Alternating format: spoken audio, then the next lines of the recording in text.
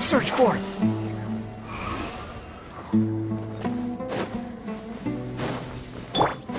When in Aru village, please respect the locals.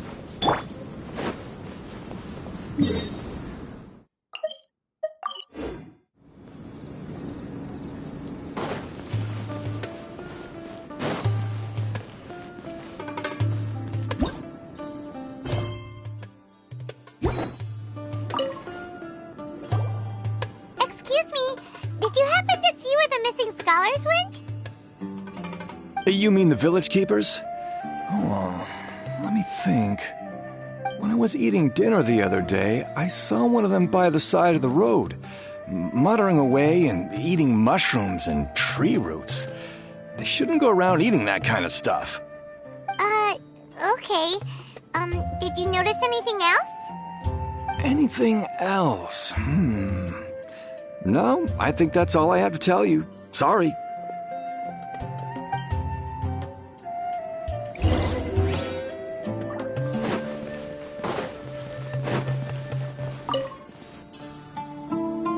The scholars that have gone missing.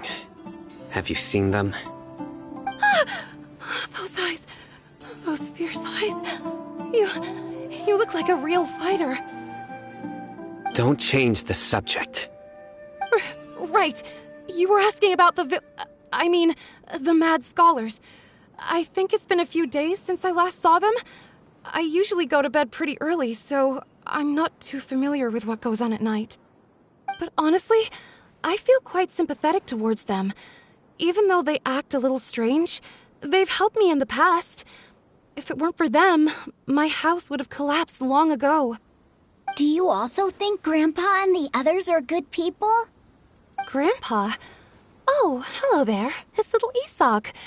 You mean that nice man who looks like your grandpa's long-lost twin, right? He was actually the one who protected my house. I saw it with my own eyes.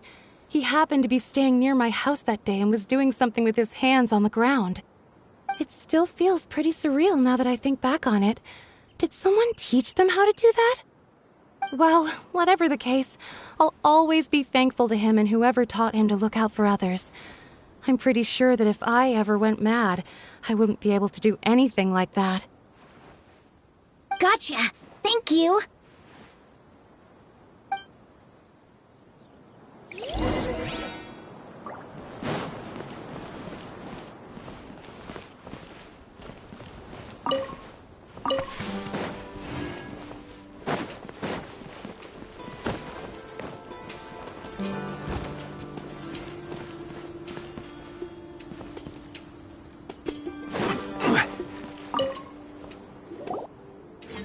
Sir, have you seen my grandpa recently?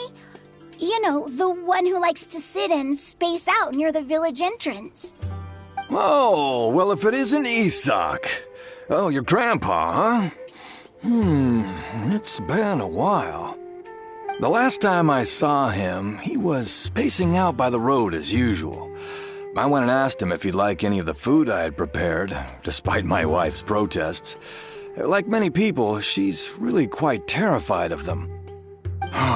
And speaking of my wife, she's still always complaining about how I don't make enough mora. Might explain why she's always mad at me.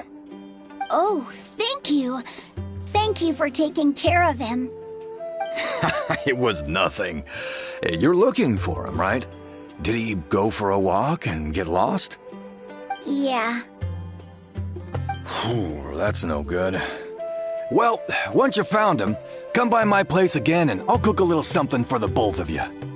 I've known you since you were very young, so as far as I'm concerned, you're family. Please feel free to come by anytime. Wow, what a nice guy! Okay, thank you, sir. Huh? Don't say anything for now. Isak, stay here. Let's head over there. Stay quiet as you move.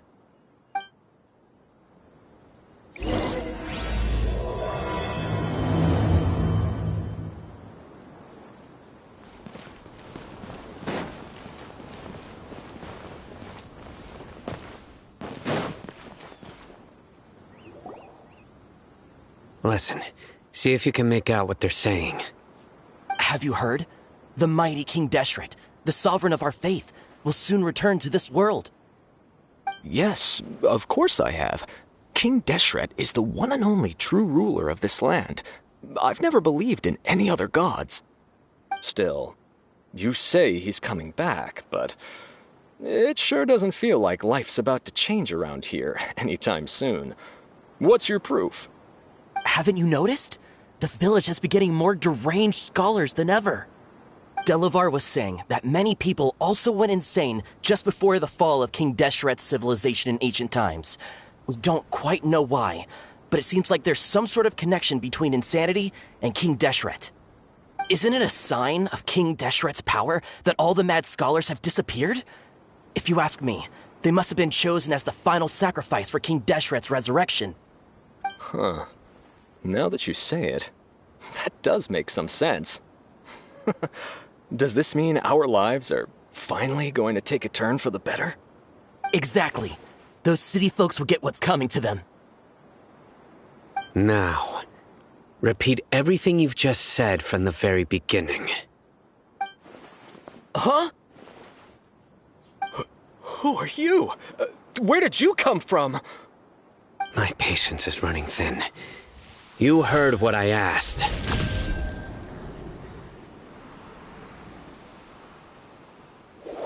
Yeah, bro, this guy's something else. Just look at his eyes. One wrong move, and he's gonna flay us alive. Let's not get on his bad side, okay? I am no match for this guy. Oh, okay, good sir. What is it you would like to know? Tell me about King Deshret's resurrection. Well, I only know a few things from hearsay. I went for a drink the other day and heard others talking about a rumor that the madmen will disappear and that King Deshret will return to this land. I'm not making this up, I swear! Hey, go on. Keep talking. It's true. It's all true, sir. We desert folk have had more than enough of those people at the academia. They keep sending us all their mad scholars and won't let us have a good life. Would you want to live like this if you were in our place?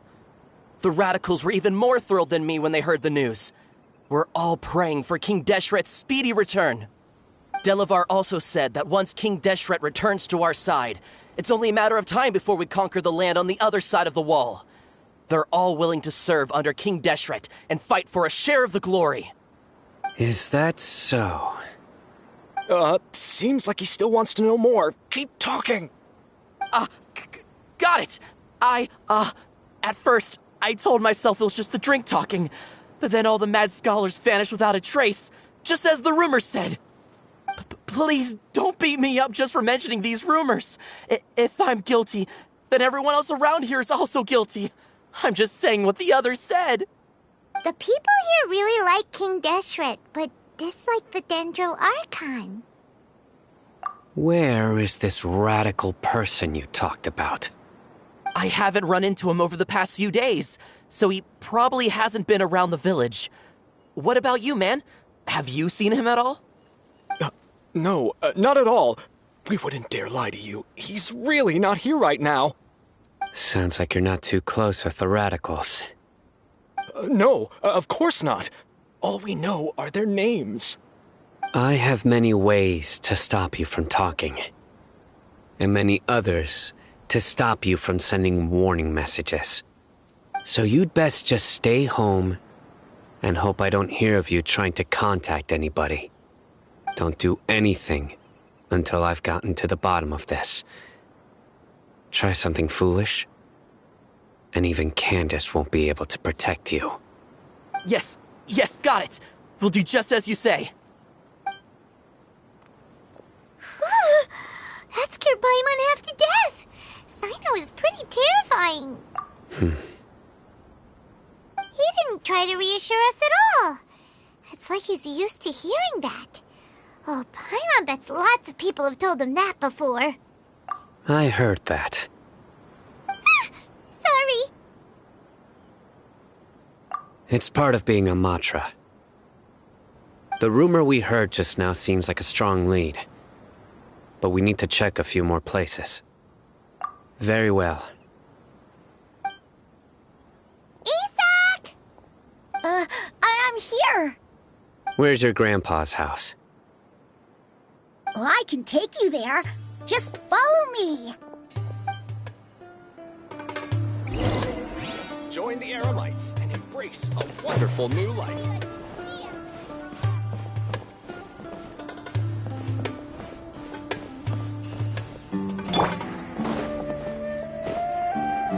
Grandpa?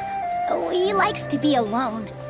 Sometimes he stares at the sky in a daze, and other times he just pokes at the ground with his fingers. Every now and then, he yells out at the top of his lungs, so a lot of people are really scared of him. But he's a good person, really. I know he is.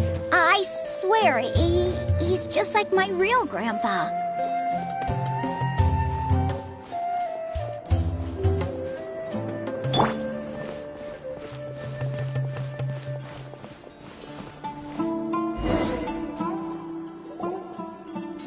This is where Grandpa usually stays. There sure isn't much here. No. Incense? Please don't say it's the same one as before. But are you okay? Are you getting dizzy or need to lie down? There's a scent that you can sense, but I can't.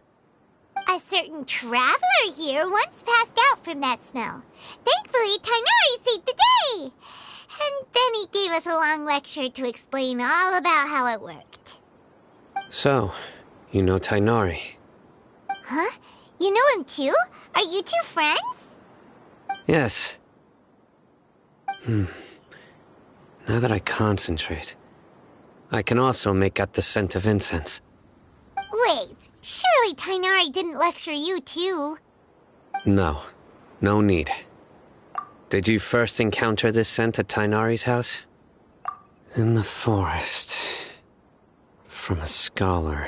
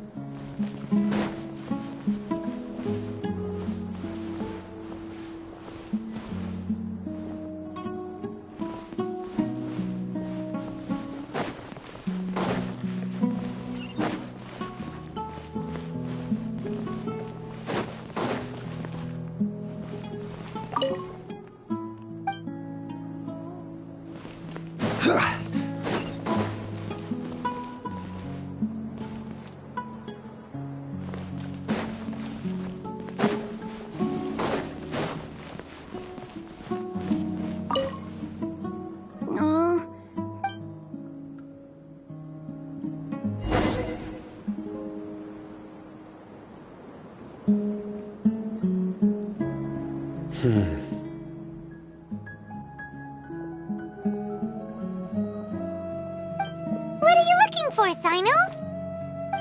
Here it is. Take a look right here. Paimon doesn't see anything. Although the traces have been completely buried in the sand, There are footprints here. From the size and shape, they belong to an adult male. This pattern is a common one from this area. Local shoes. This was probably someone from the village. The scent is quite faint, but still extant. The footprints head in that direction. But who would come looking for Grandpa? He doesn't have any friends. We'd have to ask whoever lured him away with the incense. Huh? So you can lure someone away with just a scent? Hey! What's wrong with liking good food? Everyone's got something they love in life. Exactly. Most scholars are fond of incense, since the smell supposedly helps them clear their minds and discover new knowledge. Even deep within the clutches of madness, they still yearn for their knowledge-seeking days, and will follow the scent whenever it presents itself. No, Grandpa. So, someone's taking advantage of their weakness? Huh. Still, why would anyone want to abduct all the scholars? Are the rumors really true? Could the disappearance of all the mad scholars have something to do with the radicals? It's highly likely. Please, you have to save my Grandpa. Grandpa's never done anything wrong. Please help him. Sounds like we'd better help get him back. Don't you worry, Isak. We won't let whoever took him get away with it. Let's head to Aru Village and inform Candace and the others about what we learned here. After that, we'll set off to find the scholars.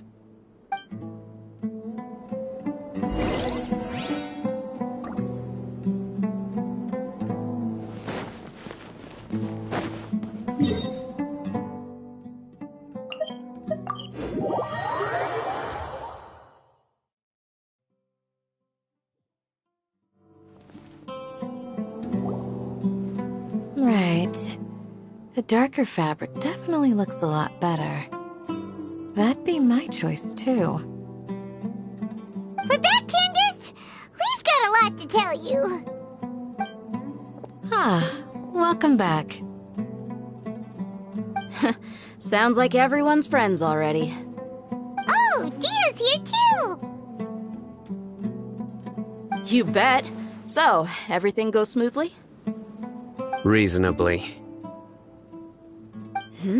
Alhaitham didn't go with you? We haven't seen him at all. Huh.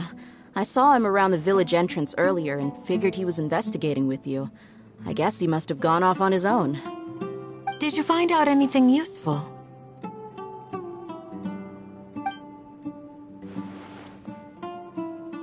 I see. So someone used a kind of incense to lead the exiled scholars away from the village.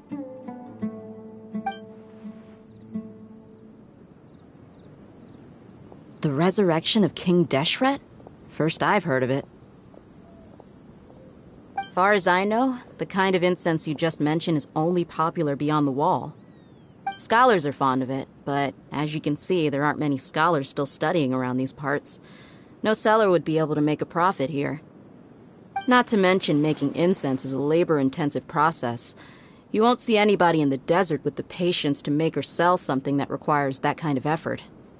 It seems someone from beyond the wall must have been supporting this. Makes sense.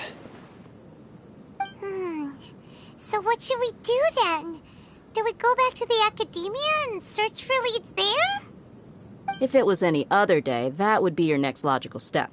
But today, you've got me on your team, so you get an extra tip. Didn't you say that the villager got his news from the tavern? Well, I also like to drink at the tavern, so I know a thing or two about these radicals he mentioned. If Paimon remembers correctly, the leader of the radicals is some guy called Delavar. Ah, yeah. Delavar, the scar-riddled bandit, Engur, the wide-eyed butcher, and Jabari, the duck-tailed bearded crook. The whole lot of them are known around these parts. These guys have one thing in common, and that's being broke. The rougher life gets, the more they want to believe in King Deshret. Way they see it, King Deshret's resurrection is their only chance at overthrowing the Academia. Throwing all of Sumeru into chaos is the only way to change the way of life here in the desert. Anyway, that's my guess why they've chosen to become radicals. Tia! You're amazing! You really know this place inside and out!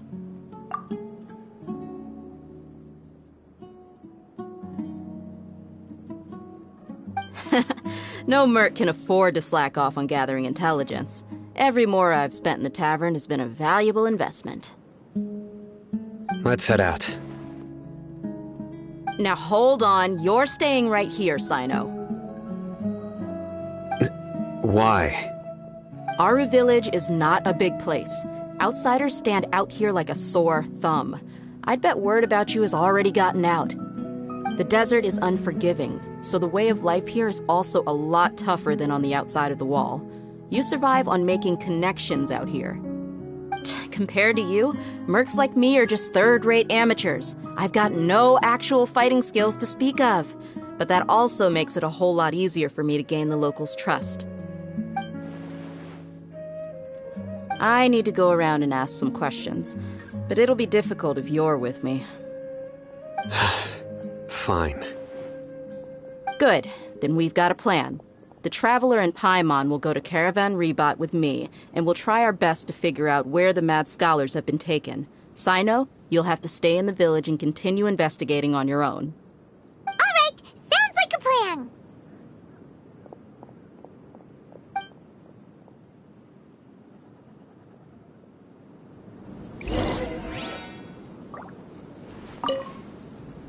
Sino, please don't take offense.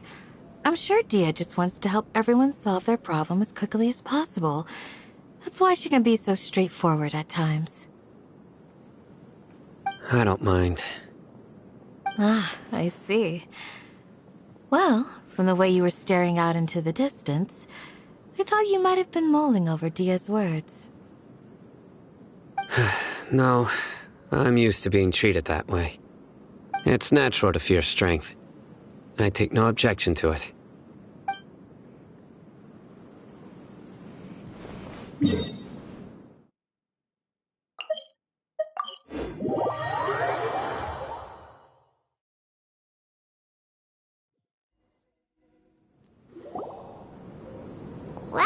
here we are again. Sounds like you're starting to get familiar with the area. Paimon's amazed every time we see the wall of Samiel. How can a wall this tall even exist? It's almost unreal. I know what you mean. I had the same question every time I walked this way when I was a kid. Also, why is this high wall here? And can a wall really block sandstorms? It was only after I grew up that I realized the wall of Samiel isn't just there to keep out the sandstorms. It serves a more important purpose, keeping out people like us. Sumeru is run by wise and mighty sages.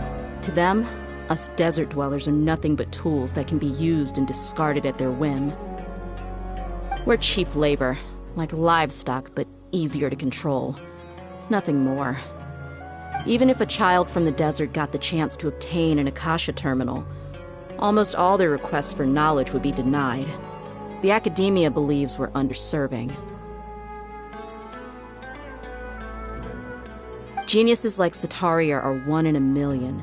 The other children never get a single chance to try and rewrite their fate, even though the Academia knows very well that we're humans, just as they are. That's terrible. I would tear down this wall with my own hands if I could. Hey, Dia. You're not thinking about doing anything scary, are you? No, not at all. This place just gets me thinking, that's all. Besides, we're here to procure information, aren't we? Yep, we gotta catch those... Shh. Caravan Rebot is crawling with people, so be careful what you say. We don't want anyone to find out what we're here for. Our mission started the moment we arrived here. Let's go check out the tavern. Maybe we'll find someone I know.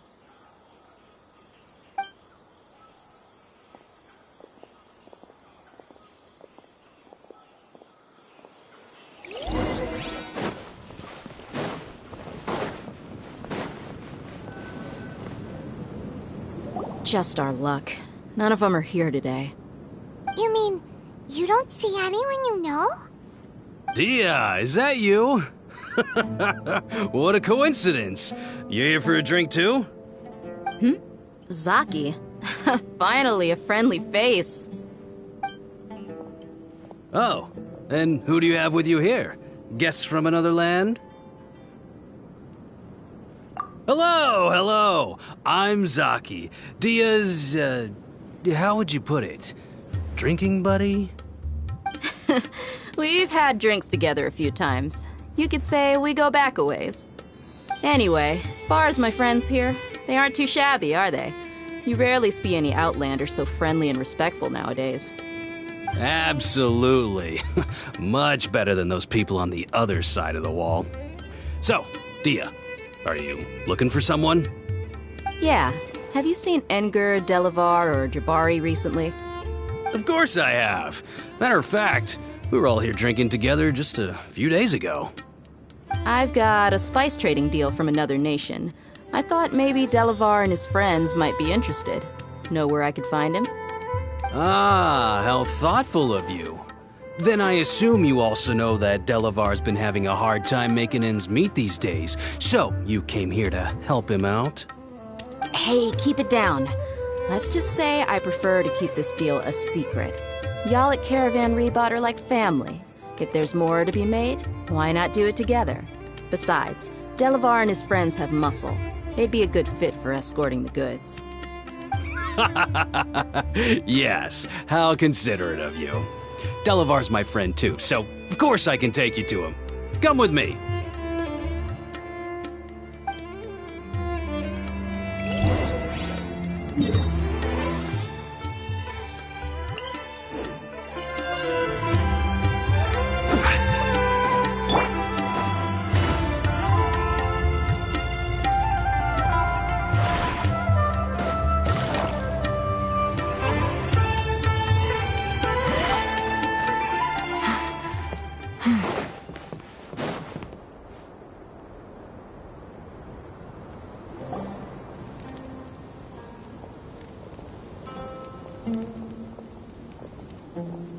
Are we there yet?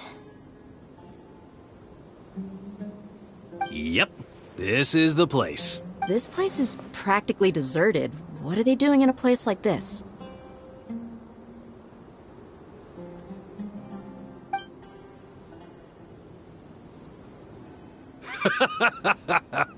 Why don't you take a guess? Go on, a wild stab in the dark. You're like lambs to the slaughter. Oh no! It's an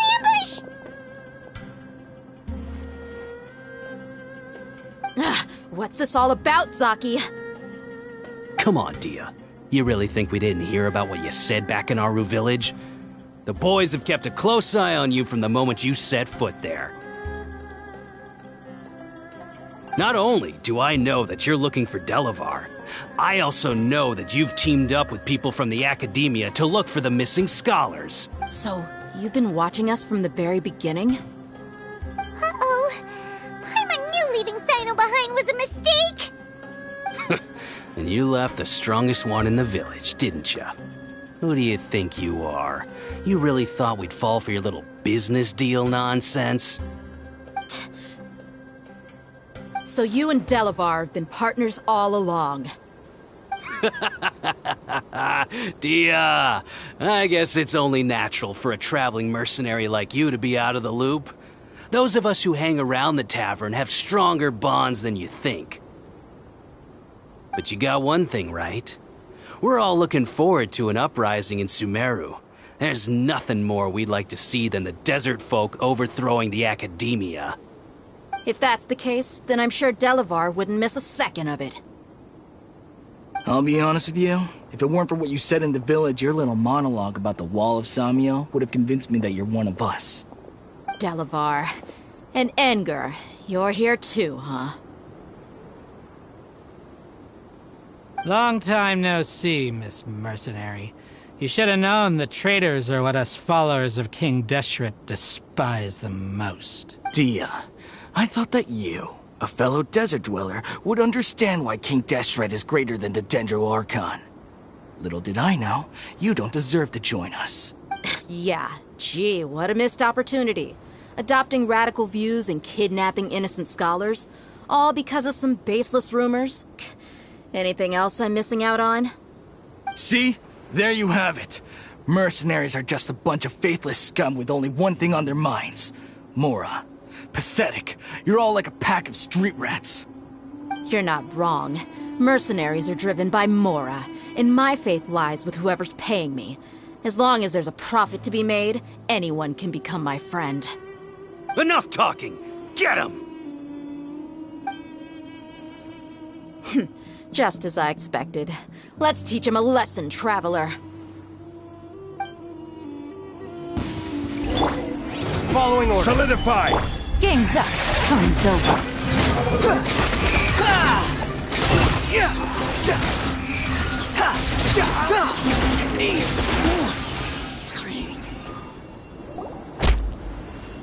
Impossible! How could you? So, what do you think about your meticulous network now, Zaki? How did you say it? It's only natural for a traveling mercenary like me to be out of the loop. I'm guessing your informant told you that I'm just an incompetent merc with no real fighting skills, correct? I mean, that is what I said after all. And of course you would believe everything he reported. The only thing you know about me is that I'm a mercenary, but you've never seen me in action. Even though you heard we went to handle monsters together, you believed that Candace was the only one doing all the real fighting. That so-called Flame Mane is just a fraud. She admitted it herself. She just uses her connections to gain the trust of others. That's what you thought, right? Ugh. You lied in the village because you figured that we'd have people watching you. And you were stupid enough to fall for it. I figured as much the first time we drank together. You all thought you were so smart. Pathetic. Okay, that should be all of them. Whoa! So you've been planning this since we were in Aru Village? No task can be done without preparation. I just happened to notice a couple suspicious-looking people while you were out investigating. Oh, but instead of catching them right away, you let them report back. Those two who were snooping around were just a couple small fries. If we want to get the real catch, we have to be patient and give it some time. Oh, you mean the funny name she mentioned back in Uncle Ampu's house? The wide-eyed butcher, scar-riddled bandit, Paimon can't remember them all. That's just a bunch of drunk talk. Enger and Delavar like to talk themselves up when they're drinking. Enger, the wide-eyed butcher, and Delavar, the scar-riddled bandit, are the nicknames they came up with for themselves. Alcohol has a way of making people share what they really think, so Enger and Delavar are always rambling in the tavern about how King Deshret is a superior deity. What about Zaki? He's just a numbskull who fell right into our trap. Zaki was probably the best hidden of them all. My initial plan was to find Delavar first, and then try to track him down. That's what you wanted to ask when we were at Uncle Anpu's house, right? Jabari is one of the villagers you talked to. You know, the one who wanted to treat Isak and his grandpa to some food. Wait, so he's a radical too? No, he isn't. I just needed to tack on a random villager name to make the eavesdropper think that I was making some wild guesses based on my impressions. Wow, what a genius idea! Well, that's an expert mercenary for ya. Ah, you're too kind. It was straight from the usual playbook, if I'm honest. So, that thing you were saying before, is it really true? About what? About how mercenaries only care about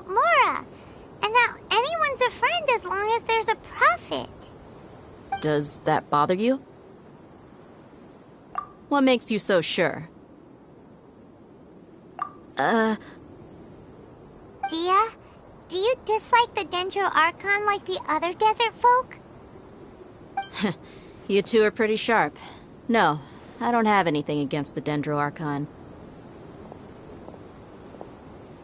I've heard a lot of nice things about the Lesser Lord from Dunyarzad.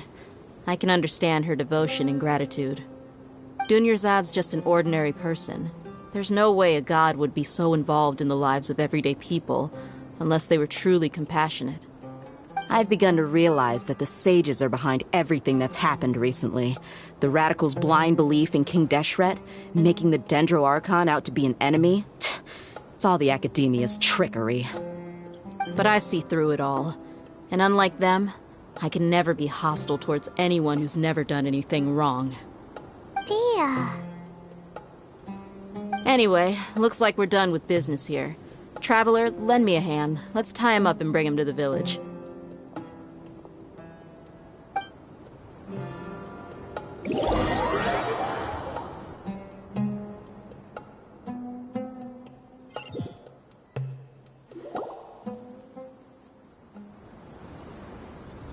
This should be all of them.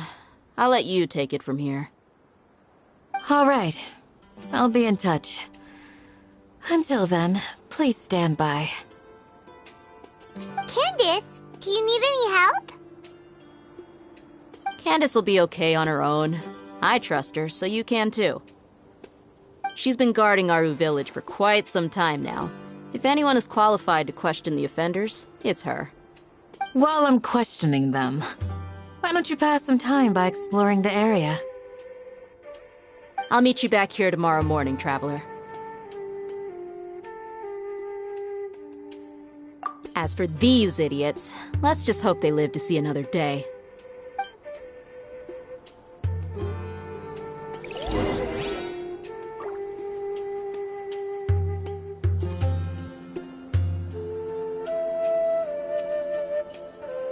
You heard the question. Now answer me.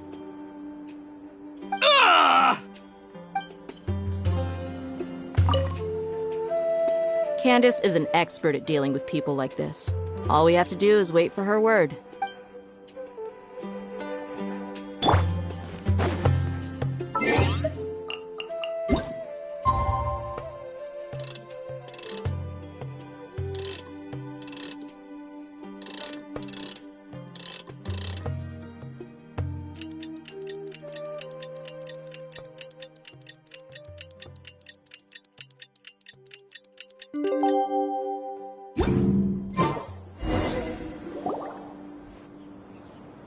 Hey, Dia! Right on time. We'll know any moment now. Paimon's been wondering. You seem to know Candace pretty well. Have you been friends for a long time?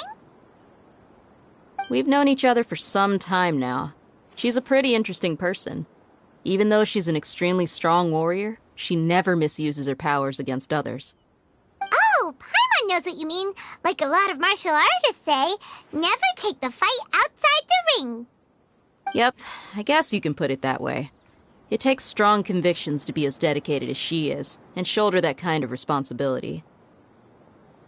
Us mercs, on the other hand, we pretty much live from one day to the next. Well, Paimon thinks you're great, too. Really? Thanks for that.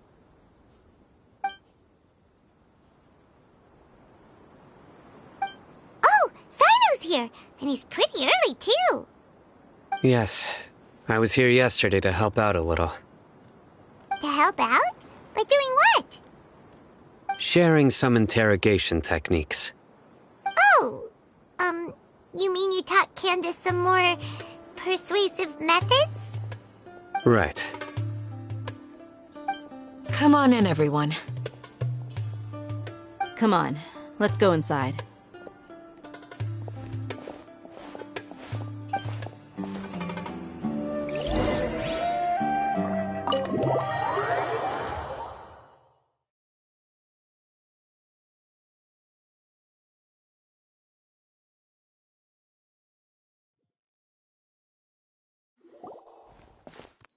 Candace, where... Whoa, you look furious. Do I? Huh. What gave it away? Oh, there's no mask that can hide true bloodlust. Cover up your eyes, and it'll still show itself at the corners of your mouth. Perhaps I need to work on my composure. Still, it's perfectly understandable why I'm angry. I'm sure everyone present would agree. Yes, ma'am. Please, don't beat us anymore. We're gonna die. Well, looks like Sino taught her well.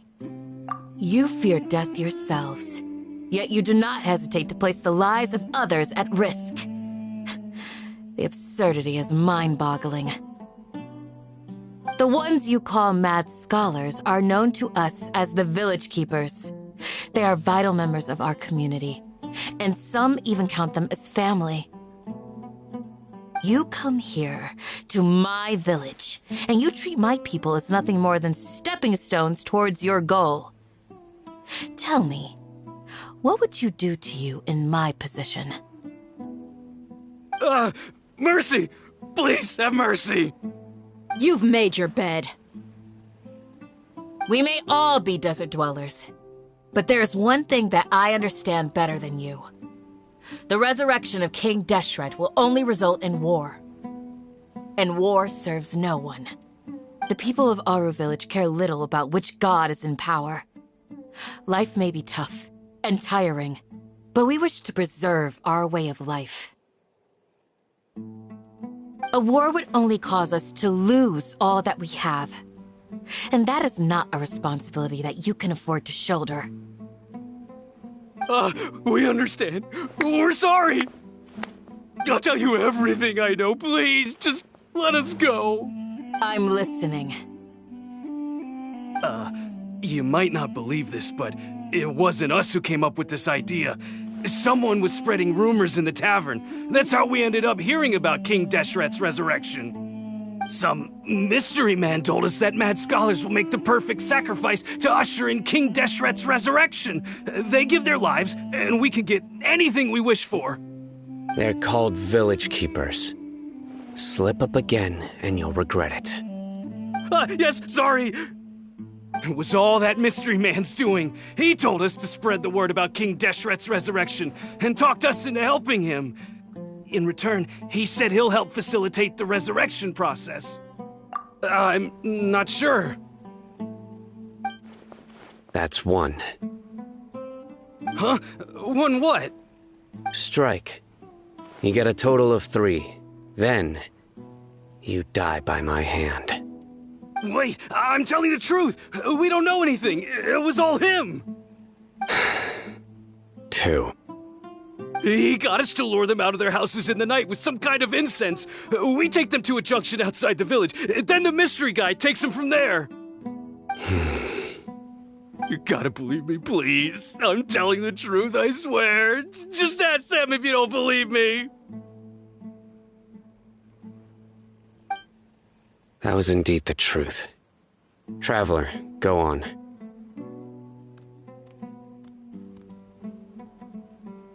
You have to believe me. If I knew that, I would have told you his name right away. I'm not risking another beating to keep his secrets. No way.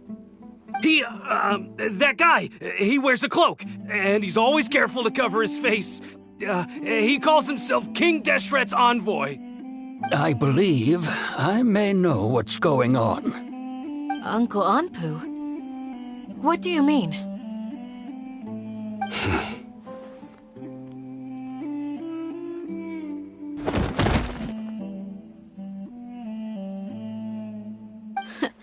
Smooth. Okay, speak. If my suspicions are correct, this mystery man they speak of could be from the Academia. Some time ago, people from the Academia attempted to take the Village Keepers away. I refused, insisting that they are part of our community. It strikes me now that this secretive character shares the same goal they had. Which means it's highly likely that the Academia was purposely spreading a false rumor to trick the radicals into delivering the village keepers right into their hands. They were the ones who brought them here to begin with. Now they're trying to take them back? We aren't gonna let that happen. Not the Academia again. Just as I thought. But what could they want with the village keepers? People are nothing but tools in the eyes of the Academia. A change in their plans likely means they found another way to exploit the scholars. Regardless, our top priority now is locating the village keepers. You're right. Isak is still waiting for news on his grandpa. Time to go. Let's leave the village and try to track them down. Yes. Pack up and get ready to leave. You got it. Candace, I'll let you deal with the radicals. Leave everything outside the village to us. All right. Let's meet back here once everyone's ready.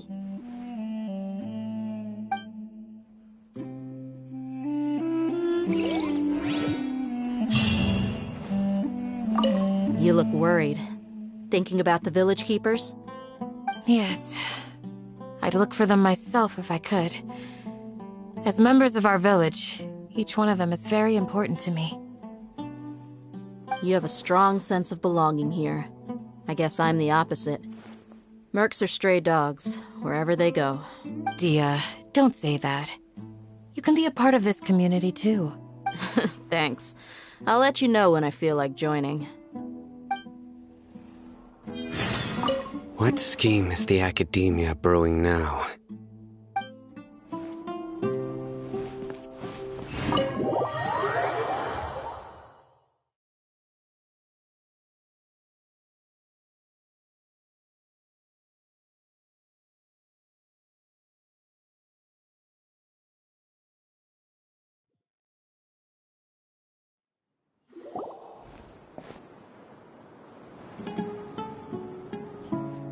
Let's get some food in us and then we'll... Whoa! Where did you come from? Well, as you can see, I am merely sitting here and reviewing what we have deduced thus far.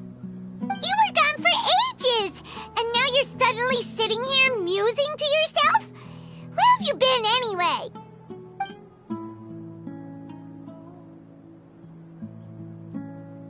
Hey, what's with the silence?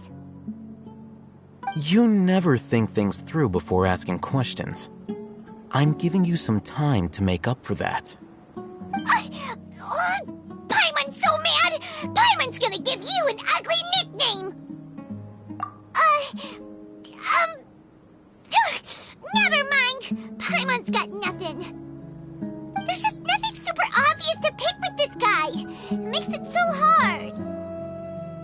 Well, you've heard nothing to suggest I left this whole time. So clearly, I stayed in the village to investigate. Anyway, you plan to leave Aru village and keep searching for the truth of this matter, yes? Yep. We're not gonna find out anything more by staying here, so we thought that we might as well take the search elsewhere.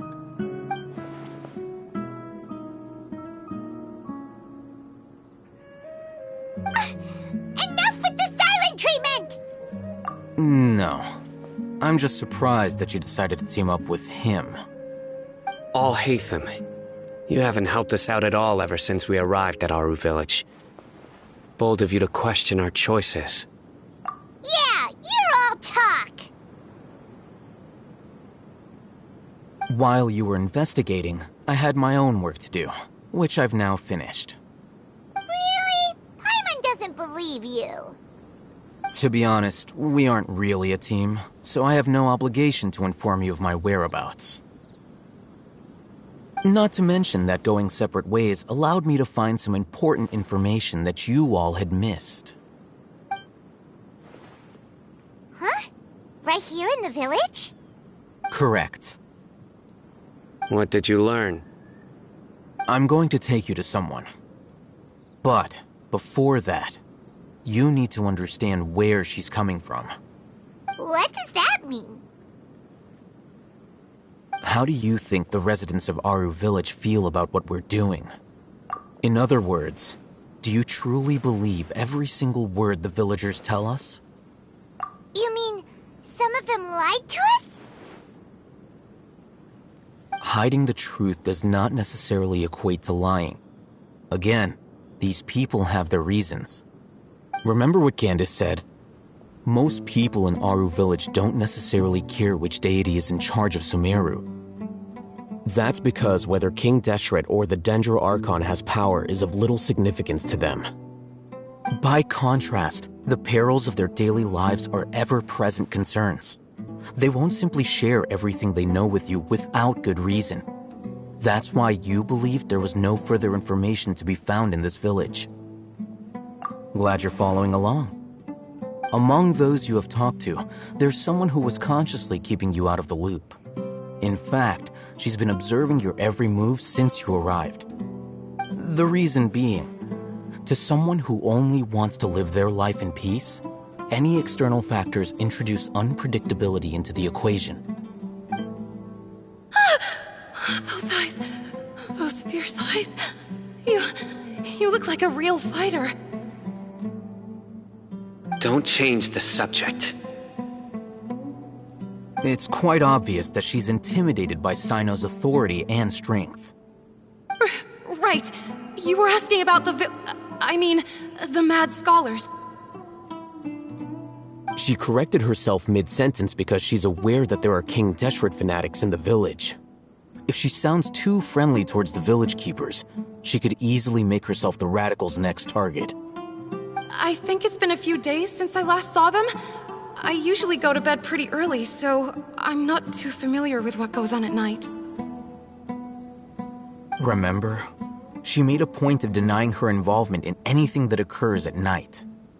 But honestly, I feel quite sympathetic towards them. Even though they act a little strange, they've helped me in the past. If it weren't for them, my house would have collapsed long ago. After speaking to the village chief, it became clear that the village keepers had protected Aru Village at night. In other words, the young miss was very much awake during that time. Then why would she lie? By getting involved with an outsider, she risks drawing unwanted attention to herself. As for why she might be so wary about all this, maybe you should ask her. I'll pass on this one. You said that she is afraid of me. If so, it's best if I stay out of this. We're on it!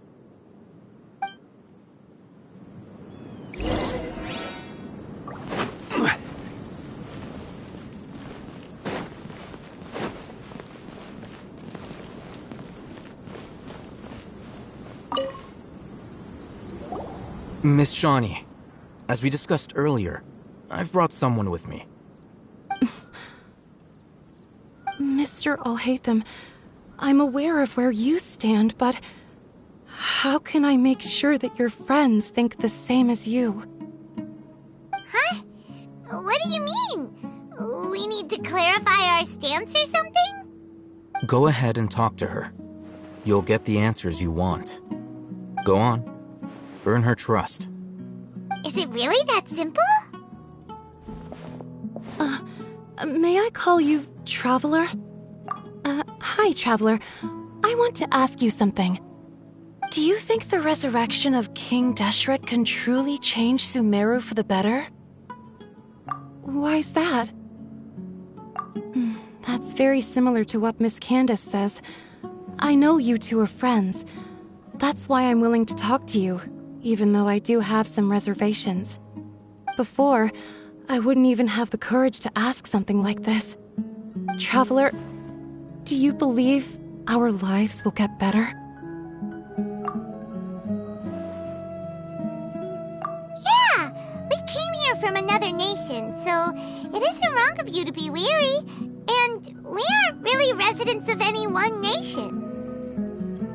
But even so, we've met lots of people from different places, and we've always fought for what we believed in. We have friends in Sumeru, and we want to help them. That's why we decided to stay here for a while.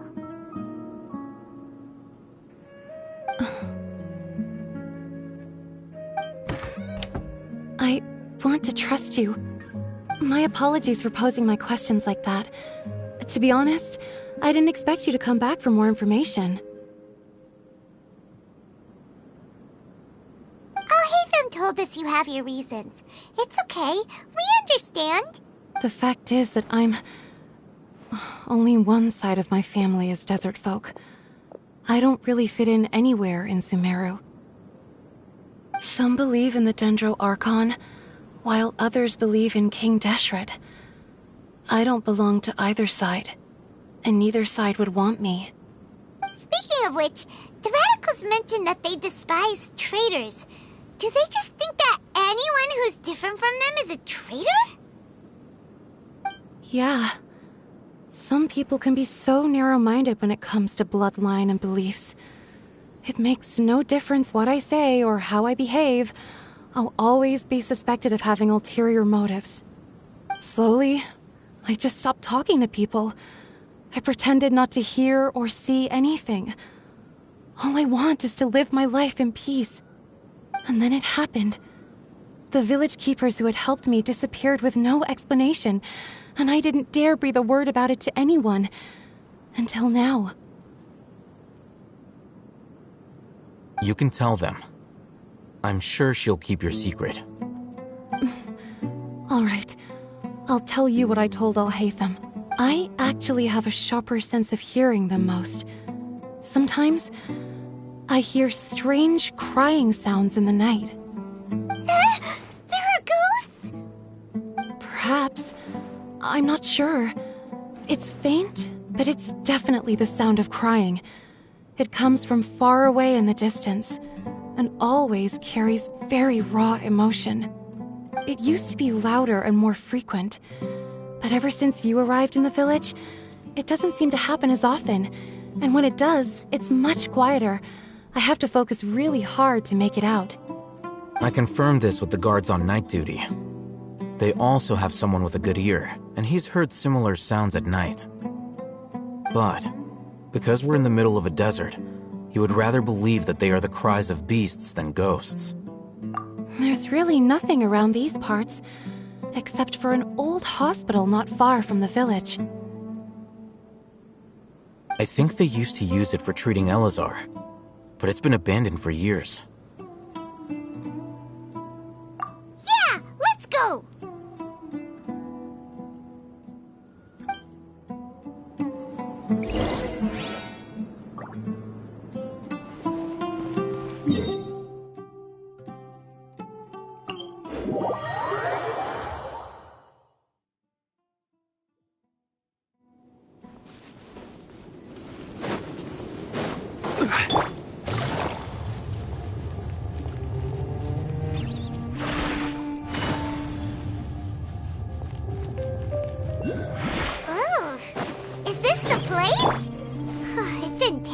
Shape, and there's sand everywhere.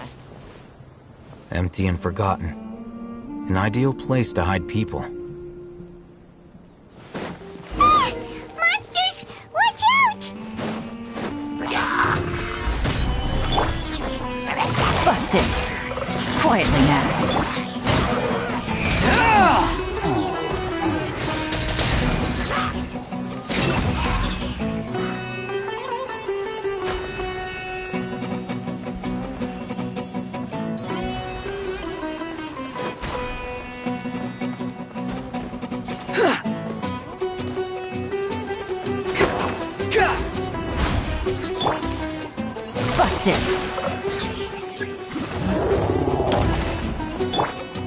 This is order. Stabilize. Transfixed.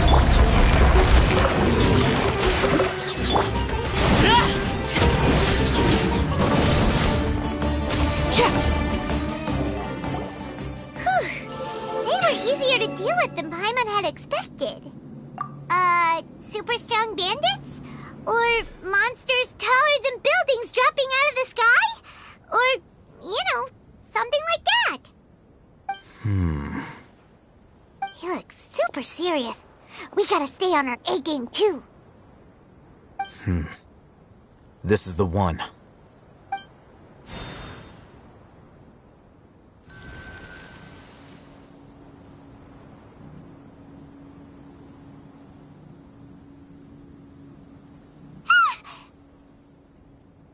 Let's go in and take a look.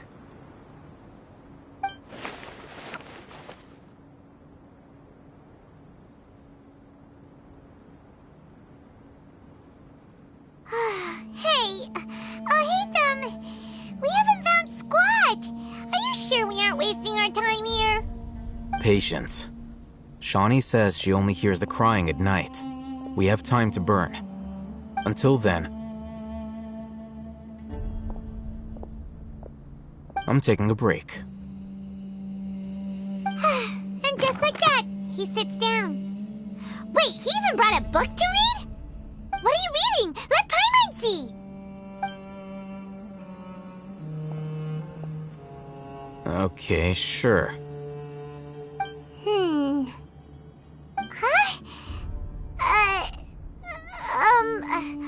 The natural position, which is the positional propensity of an entity in natural motion in contrast with an object in forced motion? Huh?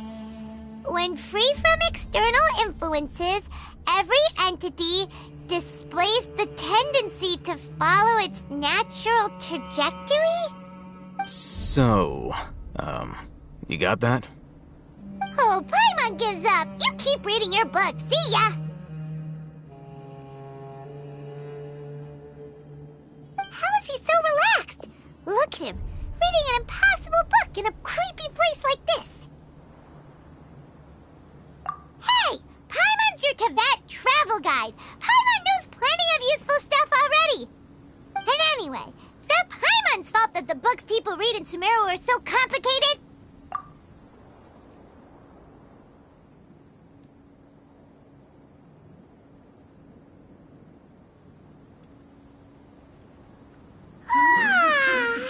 Paimon's getting so sleepy. Huh? What was that sound? There it is. It's coming from that direction.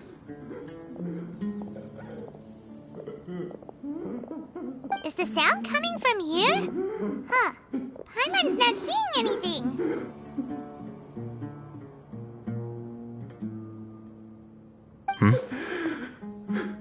It's from below. But there's no way we can get down there. Something is off about the interior here.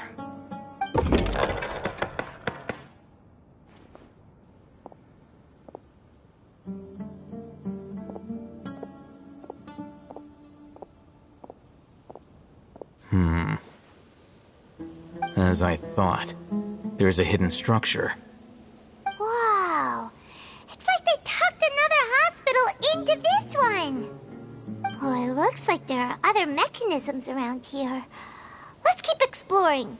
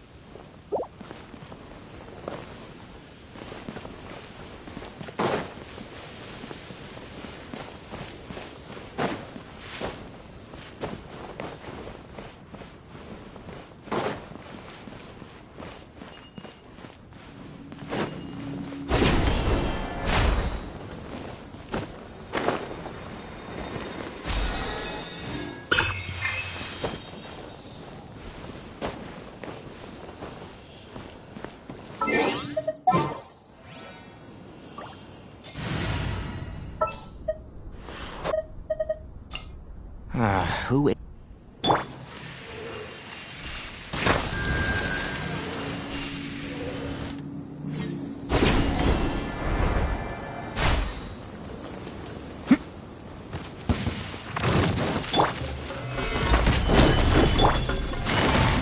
Gotcha. Busted. Enshroud!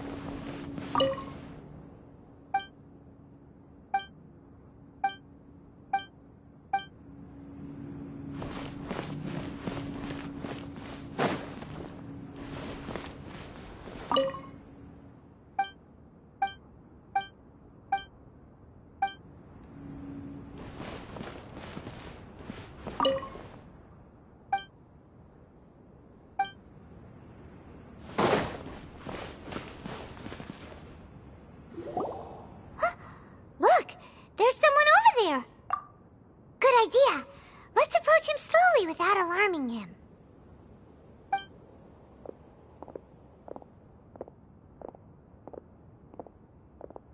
Wait.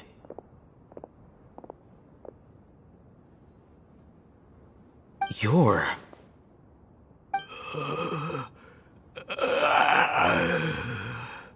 He can't speak, and his eyes are unfocused. But he looks too young to be anyone's grandfather. Also, why is he the only one here? Didn't expect to see him here. You know him? He's Razak, a senior of mine at the Academia. He's a scholar too? Is he the kind that holes up in a forest and mumbles stuff about training? No. And that's the problem. Razak was never involved in any of those things. He never trained in the forest, let alone reach Satyavada life. Leaving that question aside for the moment, him being here alone means that we might be too late. Looks like they've already taken everyone away. For whatever reason, they left Razak here. Perhaps they simply didn't have time to come back for him. There are drag marks on the ground. They're clearer by the doorway. Someone was forcefully drawing a cart that was loaded with something heavy. Loaded with people? That is one possibility.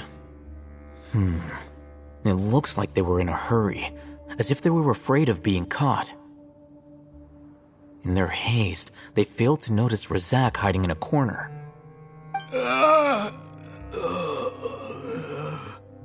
The symptoms are identical. Looks like we found living proof. Huh? Why do you say that? Allow me to jog your memory. Recall your time at Port Ormos. Don't you think his symptoms look familiar?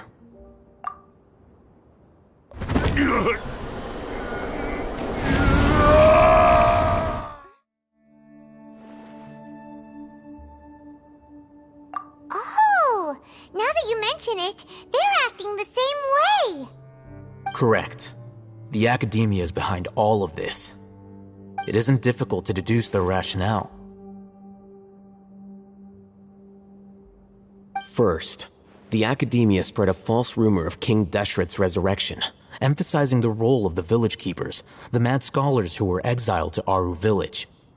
These rumors were all the persuasion that the radicals needed, and those based in Aru village leapt into action. Unbeknownst to them, of course, through rounding up the scholars, they were actually helping the Academia. As well as being able to exploit the radicals for their own ends, this scheme has one further advantage to the Academia. All the risks and responsibilities are offloaded onto King Deshret's followers. Life for the desert dwellers has been brutal ever since King Deshret's death all those years ago.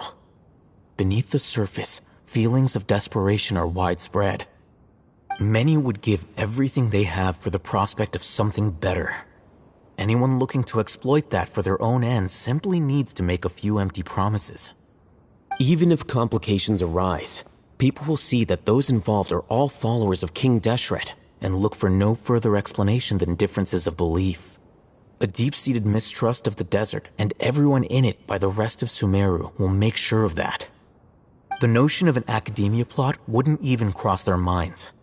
It may seem like a simple strategy, but it is able to work wonders under Sumeru's current circumstances. Oh, that makes a lot of sense. It's in line with the village chief's theory, too. But there's still one very important question. Wasn't it the Academia that brought the scholars to Aru village in the first place? Why does it want them back now? Throughout this process, one thing has changed. The scholars' identity. First, they were scholars. Then, they became lunatics. After that, they were exiles. And finally, they become missing persons. An exile is still patently a living, breathing human being. But when someone becomes a missing person, that is brought into question. If you can't find someone, you have no way of knowing what exactly happened to them. That makes missing people an ideal resource. Resource? For what exactly? One possibility is that the information in their brains could be extracted into knowledge capsules. Extracted? You mean canned knowledge comes from people's brains? With the technology of the Sumeru Academia, it's entirely possible. Perhaps the process caused them great suffering, which is why they cry out in the dead of night when no one is watching them. So, the human brain... Nope, nah, Paimon doesn't want to think about this. I'm the Academia scribe, after all. I'm familiar with their projects. Anyway, judging by Razak's state, the contents of a divine knowledge capsule were extracted from his mind, but something went wrong in the process. Or perhaps his curiosity got the better of him, and he used such a capsule for himself. Paimon's a little confused. Can they just use anyone's brain?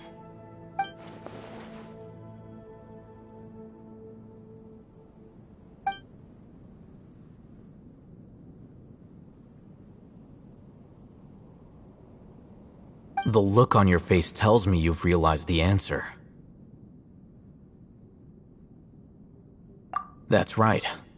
To some scholars, gaining knowledge about the gods is their entire life's pursuit. Extracting canned knowledge is just one of the extreme measures they turn to. However, I can't help but wonder, what do they seek to gain from divine knowledge? The Academia is going out of their way to look for forbidden knowledge, but what is their ultimate goal? I've spent quite some time trying to analyze the contents of the divine knowledge capsule, but to no avail. It seems like my way of thinking is too different from theirs. You mean you're not even slightly interested in getting your hands on this forbidden stuff? All scholars seek to expand the horizons of knowledge, but I'm not particularly interested in gods, so I don't share their degree of zealotry. Extracting information from people as if they were lifeless objects? If this is the direction of academic progress, then the Academia may as well shut its doors. Sounds like you're really against all this. Of course. The Academia's actions run contrary to their rules. Whether it be academics or knowledge, everything has its boundaries. If those lines are crossed, the rules and order that govern everything in the world will be destroyed. This matter needs to be corrected, just like fixing a typo in a book. Wait, didn't you step in to help because you felt sympathy for those poor people? Not to be callous, but no. My criteria are a little more restrictive than that. There is no shortage of suffering in Sumeru, and the same can be said for the rest of Teyvat as well. What do you plan to do about that? Save every last person? Probably not. Paimon's not sure. You can say that. Simply put, I don't blindly place my faith into strength or heroism. I do what I want. The divine knowledge capsule is something I want to investigate in full.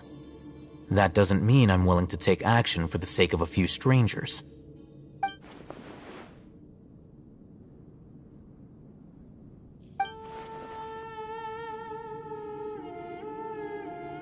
Paimon's been wanting to say this for a while.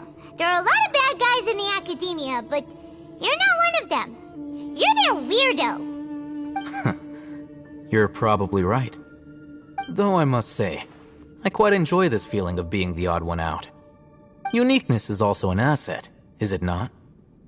Wow, that's a great way to think about it. Paimon's really impressed. If only Miss Shani had a similar mindset, her life would definitely be a lot easier. I'm just a more likable person than her in general. There's nothing more to it than that.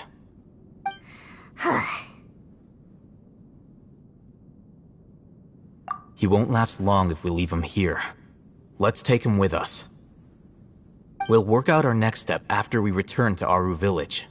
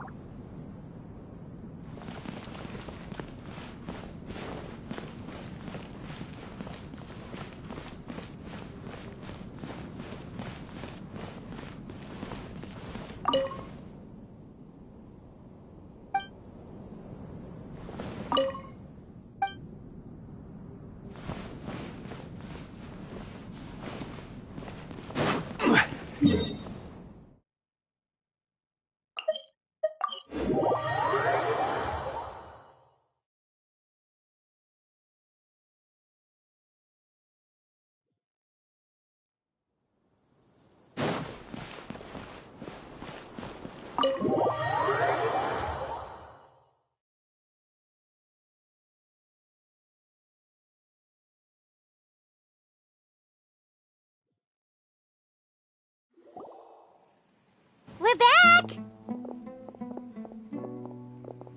You must be tired.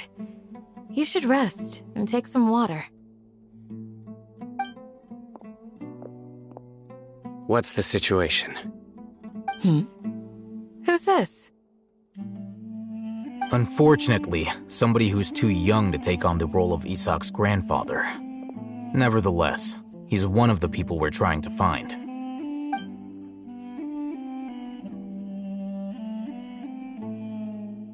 So, at one point in time, the abandoned Elazar Hospital served as the Academia's site for extracting divine cant knowledge. Yep, pretty much.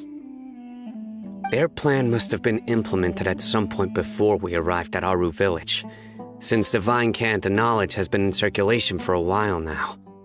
Yet, they fled once we were headed to the village, almost as if they knew we were on their trail. Why is that? Yeah, why is that? We may have a mole in our midst. One of us could be secretly revealing our whereabouts to the Academia. Huh? Are our friendships that shallow? Looks like none of you have realized wherein lies the issue. Sino, you're the reason why they can predict our movements. Wait, what's that supposed to mean? Choose your next words very carefully. It is simply a logical inference. I have my reasons. So what you're saying is, Sino's the mole. Interesting. And here I thought you were the most suspicious one, Alhaitham, since you were always acting alone. I know. You have a point, but I realized something as we were returning from the hospital. Sino isn't like any of us. What are you trying to say? Do you still remember who you are, General Mahamatra? As a Matra, you are no doubt privy to certain kinds of information.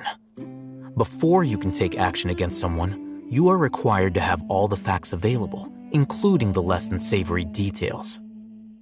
Simply put, the Academia has traditionally allowed you access to a wealth of sensitive information.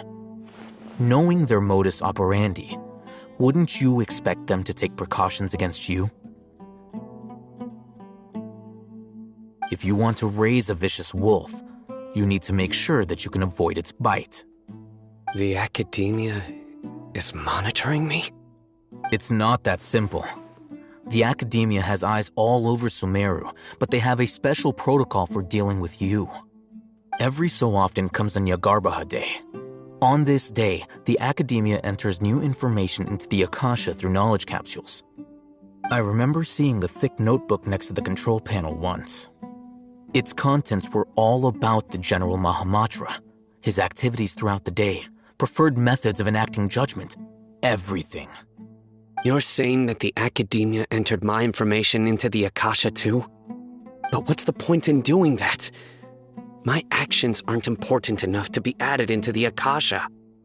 The Akasha is capable of computation.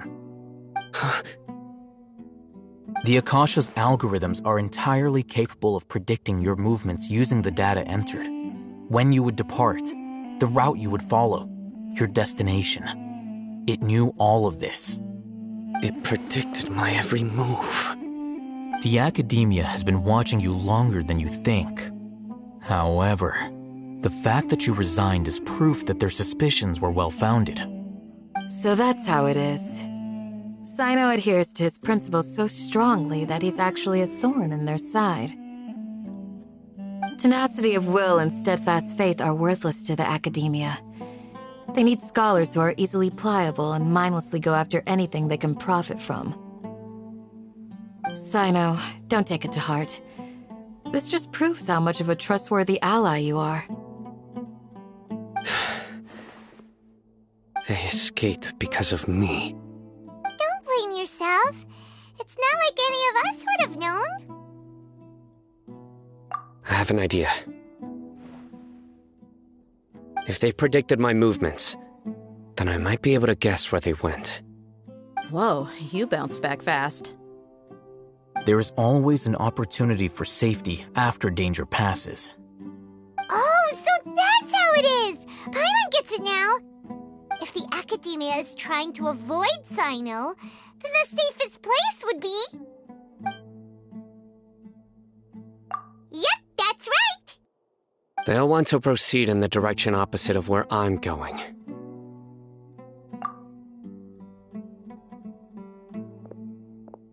I must go. There's also something I want to investigate. Let's go, guys! After him! Please, wait! I want to go too! You want to go too? If so, you have to promise you'll stay safe. I want to find Grandpa. I promise I'll be careful and not cause any trouble. Everyone, I leave him in your hands. Yay! Let's go! Remember to pack some food with you! Paimon feels like we're missing someone, though.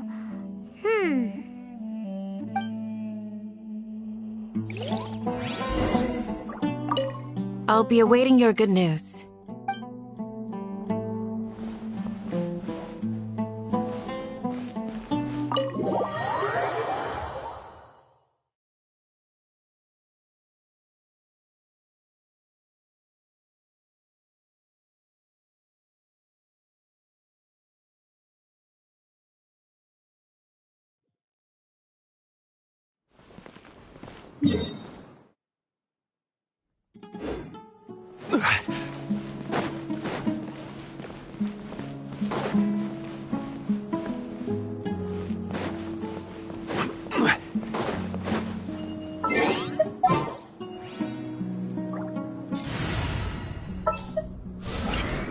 Are you sure it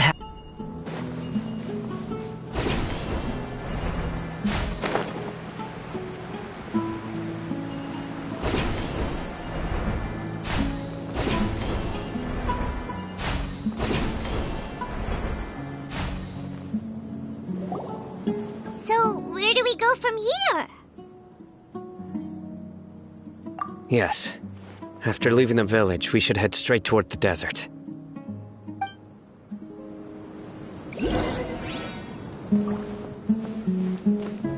I know the desert like the back of my hand. Is that because you play here a lot? Yep. One time, Grandpa almost got lost in the desert, but I was the one who brought him back.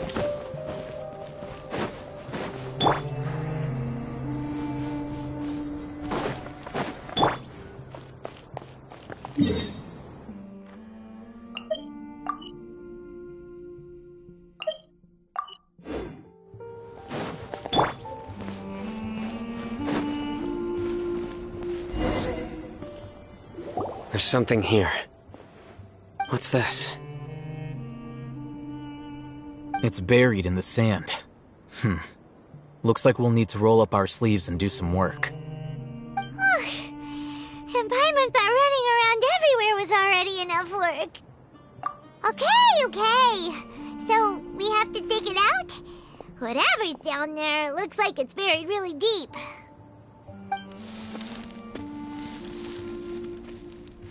These are likely fragments of an Academia-developed device, something akin to a headset.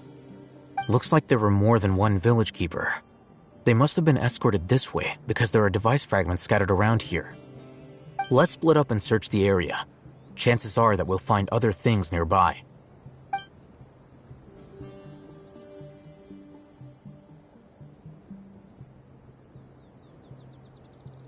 Is this what we're searching for? It looks kind of scary. This is definitely a device used to extract divine knowledge. How did it end up buried in the sand? That can't have been part of the plan. They must have been attacked along the way. Wait, what? Grandpa, I hope you're okay. Don't worry, your grandpa's gonna be fine. Razak didn't display any signs of starvation or dehydration, which means that they left fairly recently. We should be able to catch up. One more thing. Given that the device had been entirely covered by sand, I believe the attack must have happened prior to the sandstorm. Let's keep going. They can't have gone far.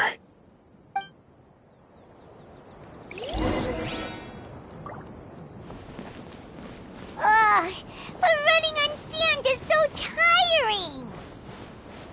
But you're flying, aren't you, Paimon? Is flying over sand tiring too? Ugh, of course it is.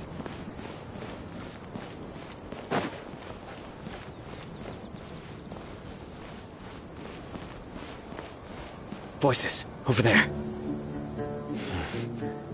It sounds like an argument. Whoa, you have really good ears. Don't get any closer. They'll notice us. Dia's talking with the Eremites? Very interesting. Let's listen in. If you had informed me sooner, there'd be plenty of room for us to... You're one of us. We would never lie. Scholars. You don't know as much as I do. Need me to... I knew it. That's our Dia. Dia? Why would you... Dia! Hey, what are you doing? Huh? Didn't you say you'd help me find Grandpa? What? Well, look who's here. Ain't that something? This complicates things. You've betrayed Aru village? So, this is the great General Mahamatra. Dear, you'd be better off as my assistant than hanging around with this motley crew. Seen for yourself, I have the means and methods, and my ideals are far more admirable than theirs. I'm not the type that's easily swayed, Raman. You of all people should know that. Wait, what's going on, Dia? Whose side are you on here? Shut it, Paimon. It doesn't matter.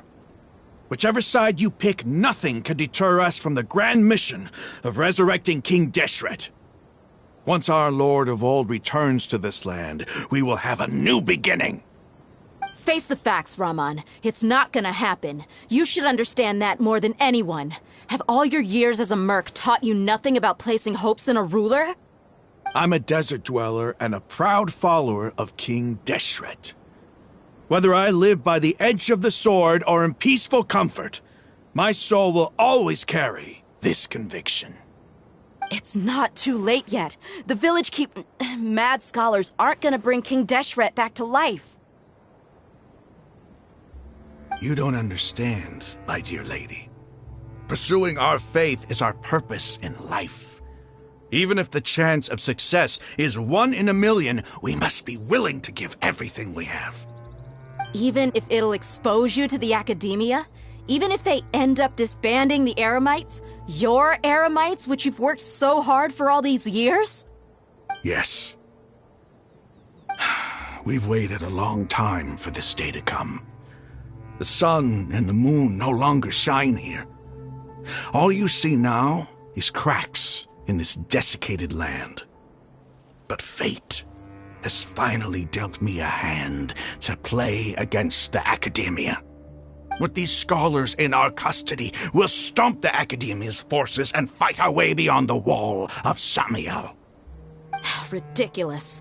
Think about it. The Academia controls the entirety of Sumeru. Your powers are negligible in comparison. If you still don't believe me, then try asking these 2 men. They're also against the Academia, but neither of them are as arrogant as you are. They look more like pawns of the Academia to me. Why would I listen to anything the people of Greater Lord Rukkhadevada have to say? Filthy traitors. Your god abandoned all honor and betrayed King Deshret. We desert dwellers will never trust the likes of you. It's impossible to communicate with someone so hostile. Perhaps we should. Do you really believe that by kidnapping the scholars, you'll be able to negotiate with the Academia?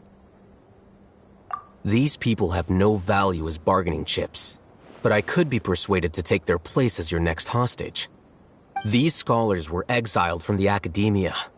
I, on the other hand, am their current scribe, and will be a much greater asset to you. Wait, you can't be serious. So, you want to trade places with the hostages, do you? Precisely. Any wise person would gladly accept my offer. What are you thinking? What if they decide to kill you instead? Well, that would be bad luck for me. However, I'd get the chance to observe the scholars, perhaps even find out the truth. Think you can talk me over with that confident look of yours? I'm not trying to persuade you. I'm using this as a means of joining forces against the academia. You are the scribe.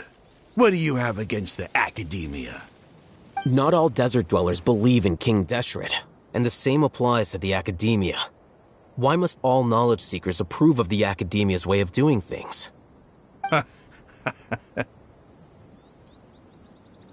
You academia scum. Every last one of you is nothing but a hypocrite, just like everyone else on the other side of that wall. I've made myself clear enough.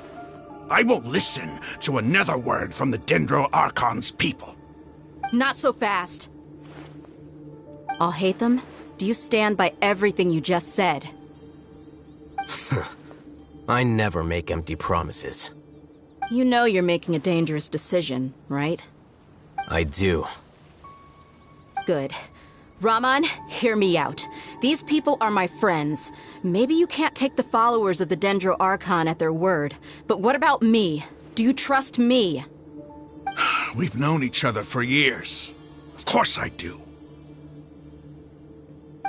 In that case, I'm willing to vouch for their honesty with my right arm. Come on, Rahman, don't be a coward. If you're serious about taking on the academia, you need to steel yourself. You can't be afraid. An arm from the Flame Mane. You've piqued my interest. But what if you refuse to oblige? What should I do then? No one's a fool here, Dia. We're mercs. And mercs don't tend to live long unless they have their wits about them. You're not wrong, but this is different. I promised my friends that we'd bring back the village keepers together. Let's do it right here, then.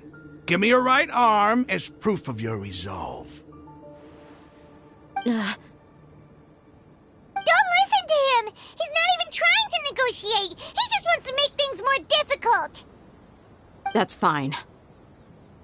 Are you crazy?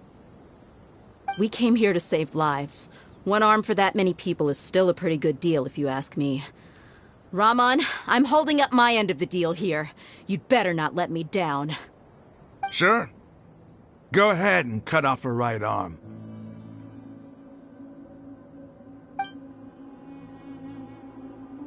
No! Dia! What are you gonna do? Think of something! You don't have to go this far. That's not for you to decide. Do it! Dia! Run!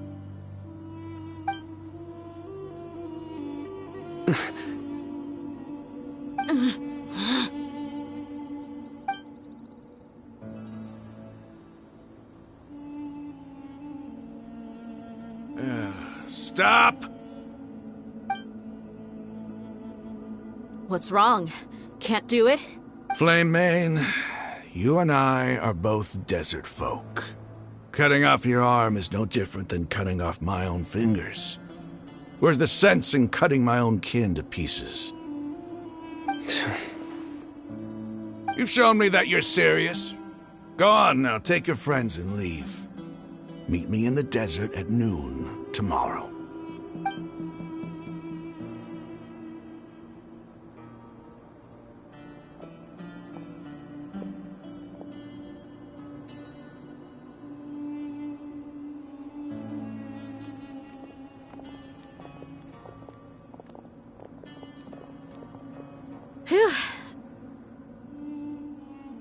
I was really counting on him not going through with it. Dia! That was crazy! Have you all lost your minds? What if he'd actually cut your arm off? Then I'd just have to hold my claymore with my left arm.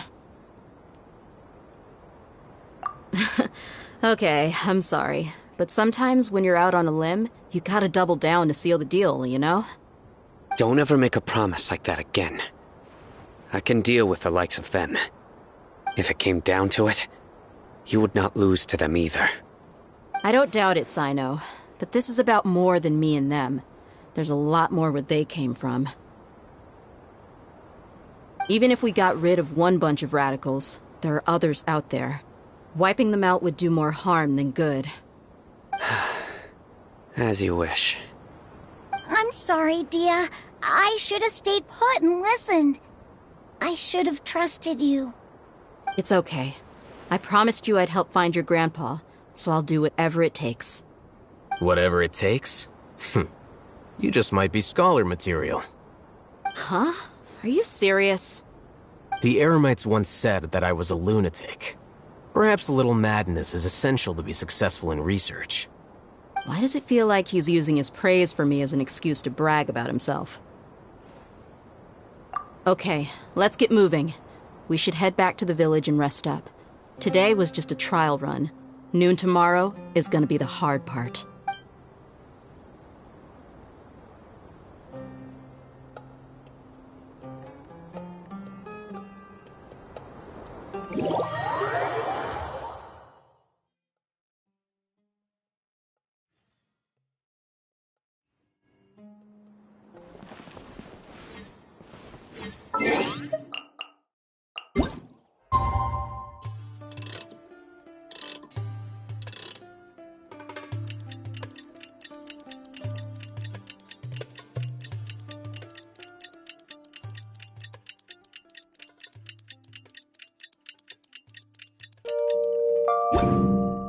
Osmanthus wine take.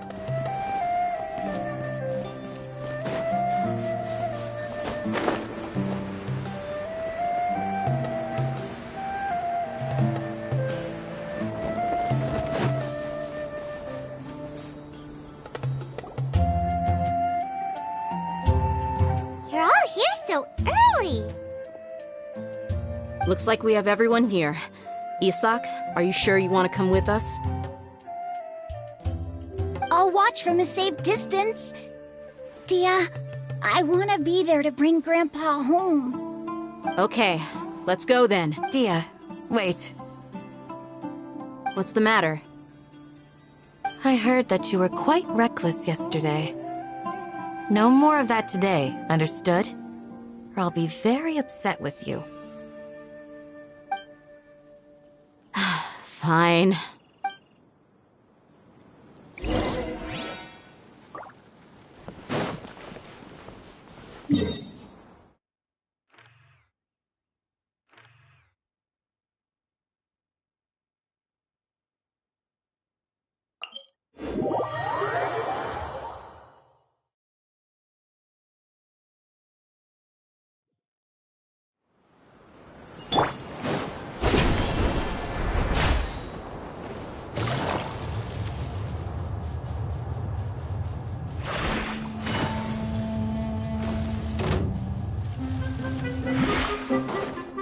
Take it easy.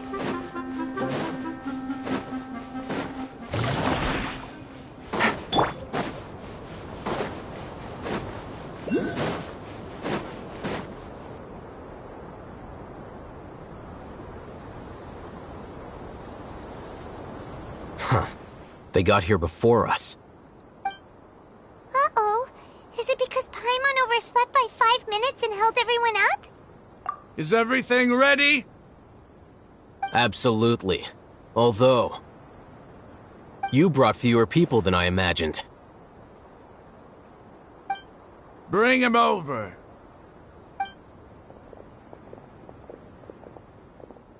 Grandpa! Why is there only one of them? Rahman, I've always thought of you as a man of his word. What's this about? It's a one-for-one exchange. Sounds fair, don't you think? Let me put it this way. Agreeing to any kind of deal with the Dendro Archon's people is already a huge compromise on my part. Don't you think you've asked enough?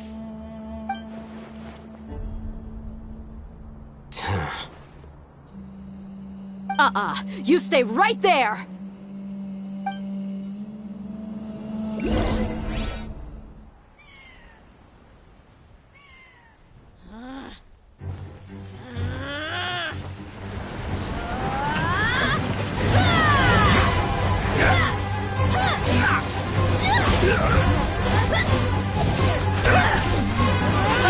Boy, what do you think you're doing?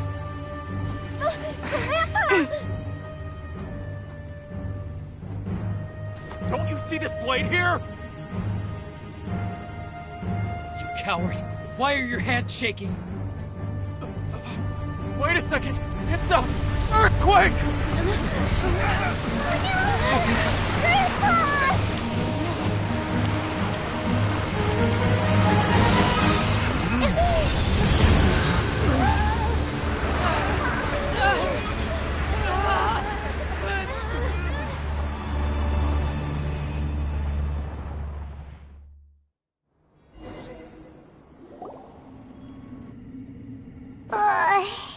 Paimon's dizzy.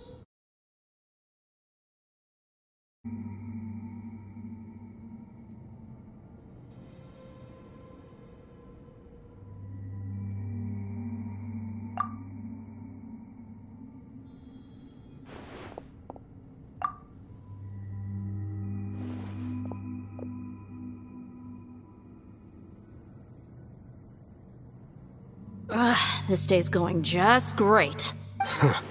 What a nuisance. The sand dune collapsed. I saw an energy field. The village keeper protected us. It glowed green with dendro.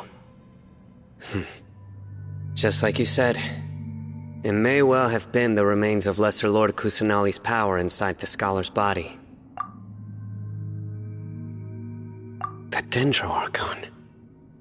The present one. Grandpa? Grandpa? Oh no, he's getting confused again. Hey, look around you. Did there used to be a temple here?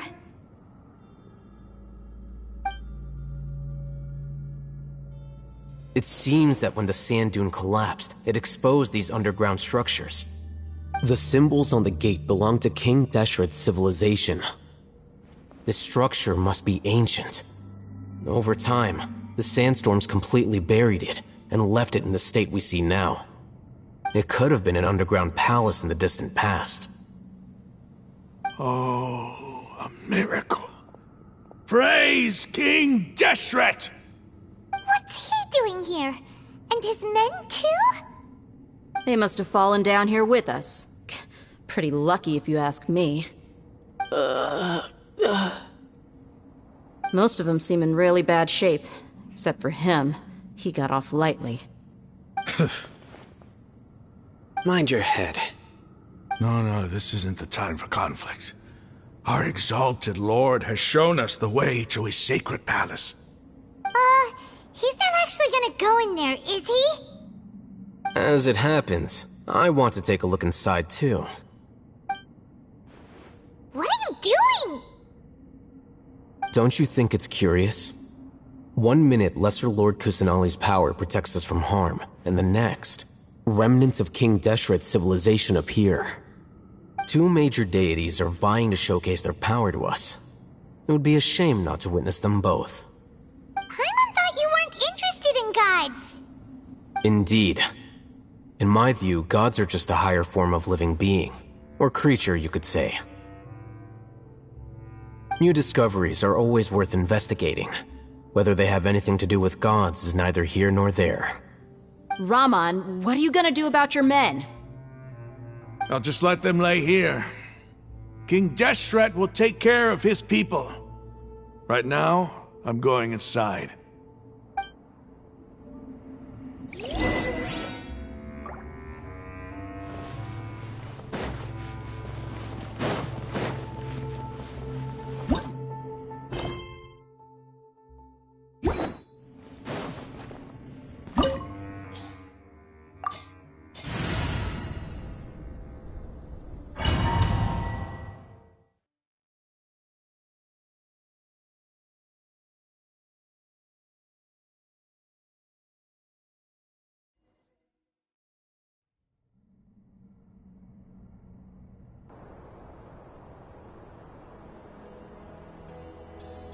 It's full of life here.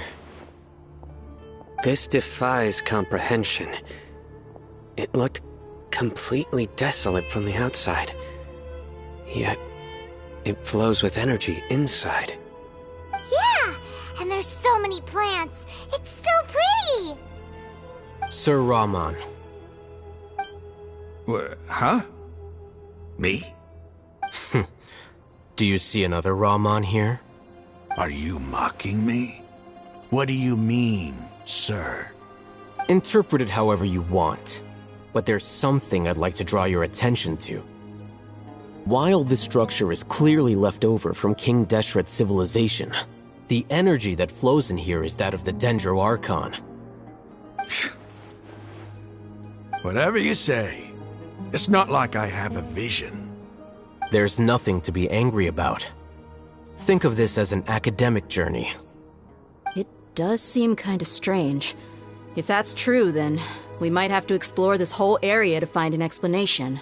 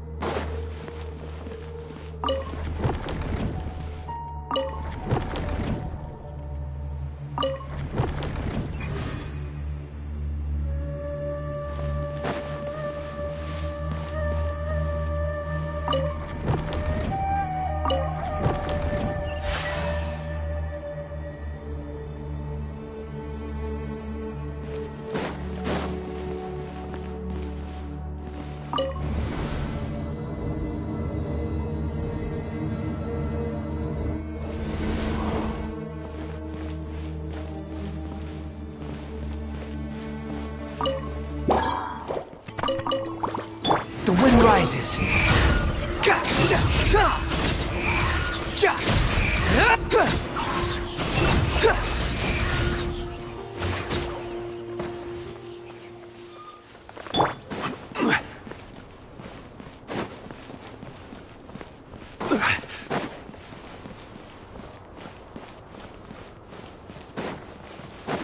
Order guide you. Gather. Behold.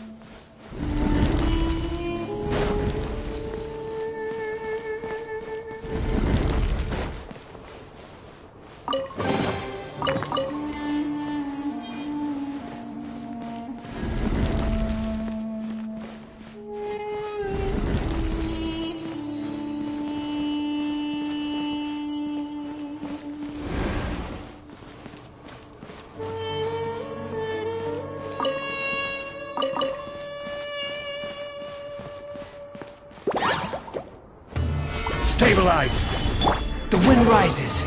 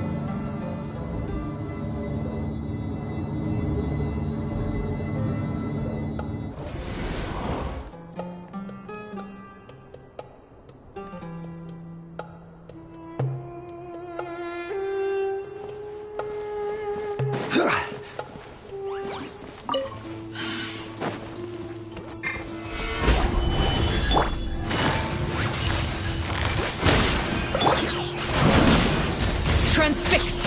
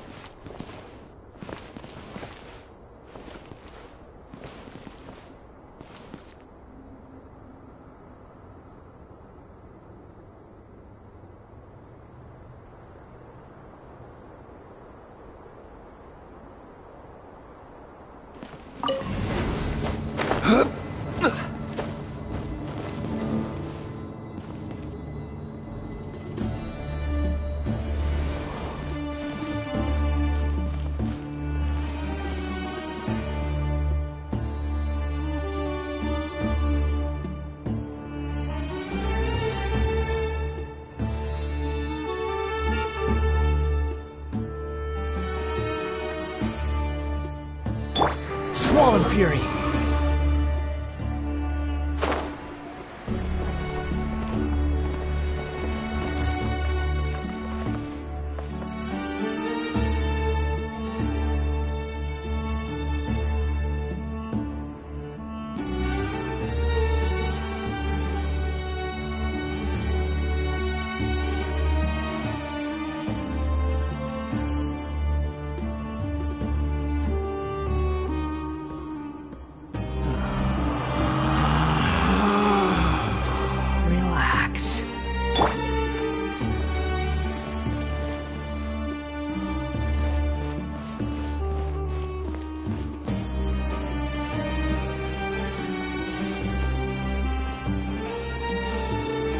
rise!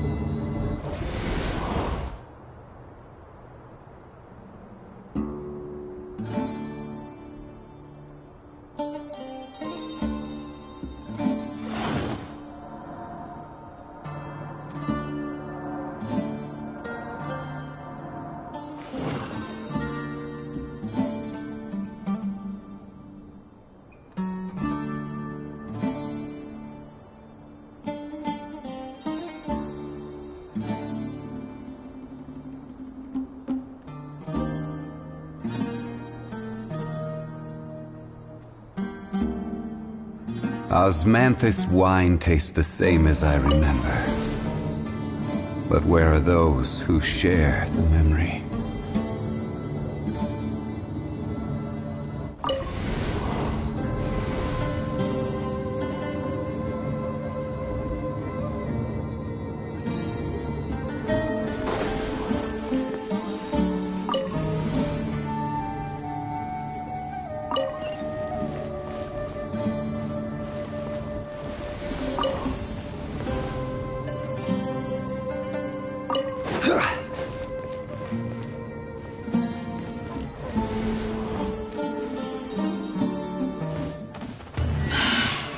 Solidify! Quietly now. Here comes the catch.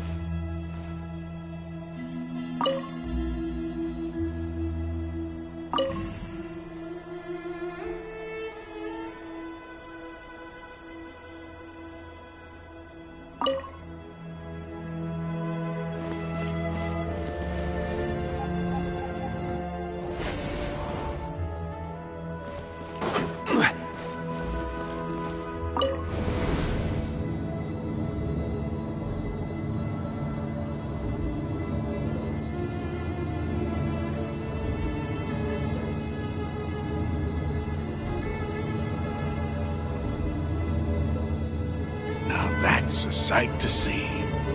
King Deshret's splendor surrounds us. There's so much vegetation here. It's different than what I expected. Sure are a lot of plants for a desert. That's what I call divine providence of King Deshret.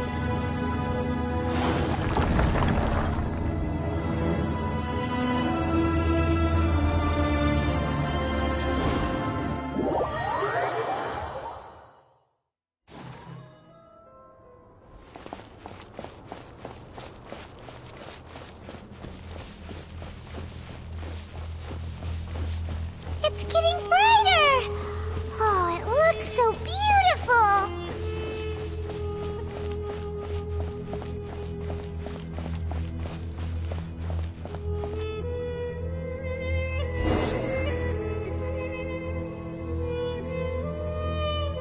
Wait. What's that?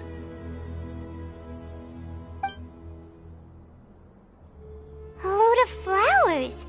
And it looks like there's something among them. These are King Deshret runes. They left something behind. Yes. It's an elegy written in an ancient script. What does it say? Here lies our faithful priest Kasala. His wisdom is a miracle among the people, deserving of high praise and admiration. You can read ancient King Deshret script? Of course. Every student needs to master at least 20 languages before they graduate. He's not serious, right? There's still something off about this place. The elemental energy here is too concentrated. The scent of life. Is it trying to tell us something? Is this it? Analyzing.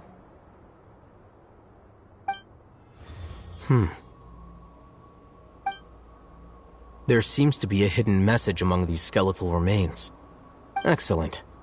There's a device from King Deshret's civilization in this gravesite. I'll transmit the information over and project it for everyone to see. Isn't sharing knowledge against the Academia's rules? Yes. However, under the circumstances, I'd prefer you to see this for yourself. You'll understand after watching it.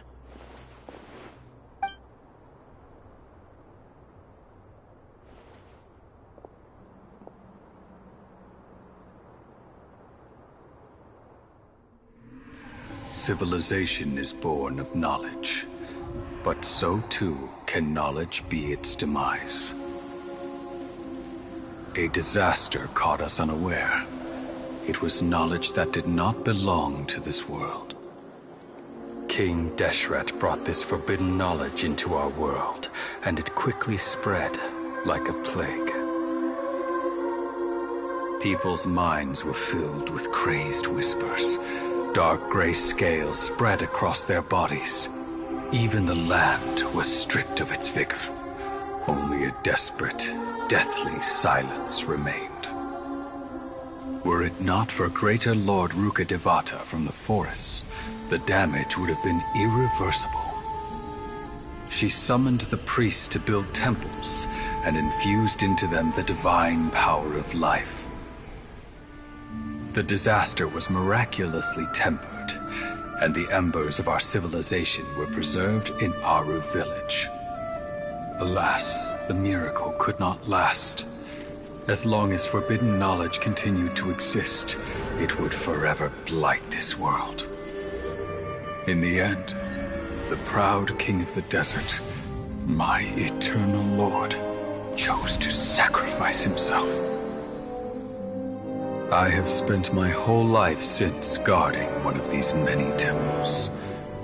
But now, my duty is coming to an end. As I close my eyes for the final time, the sight of that noble deity will appear in my vision once more. In helping King Deshret to eradicate forbidden knowledge, she exhausted her strength, and her form became that of a small child. How strange. Now that I think of her, I no longer have any fear of death, for I sense that the spirit of life will abide with me during my eternal sleep. Children of the desert, cling no longer to past grievances, but hold tight to the memory of this act of benevolence. What was that? The priest's memories.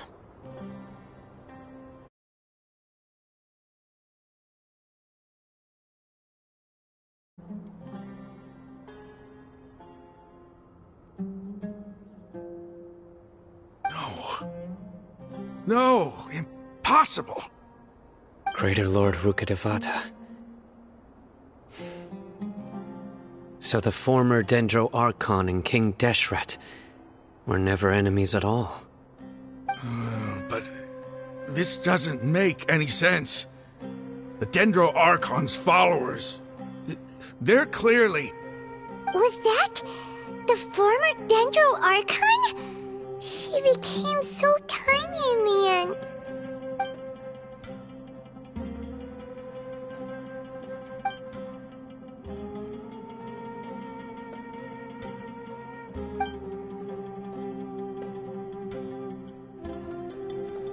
You might be distrustful of the Akasha, but there's no reason for you to doubt King Deshret's technology. You've just witnessed his priest's last words. I've never heard about any of this before. The surviving followers of King Deshret all gathered in Aru village. Our god did not make mistakes. We refuse to believe any of the rumors. King Deshret's death, the all but total annihilation of our civilization, it was all Greater Lord Rukkhadevata's doing. We saw her as nothing more than a traitor. Who stabbed us in the back in our moment of crisis. Just like us humans. Fighting, feuding, double-crossing each other to survive in the desert. You were blinded by your prejudice.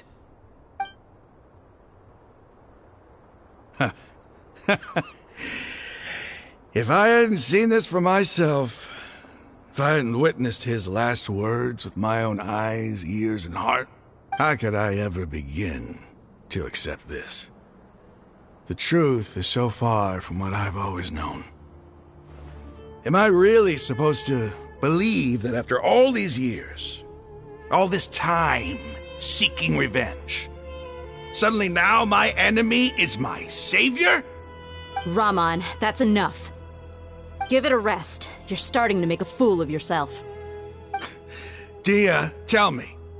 My Eremites and I, what are we even fighting for?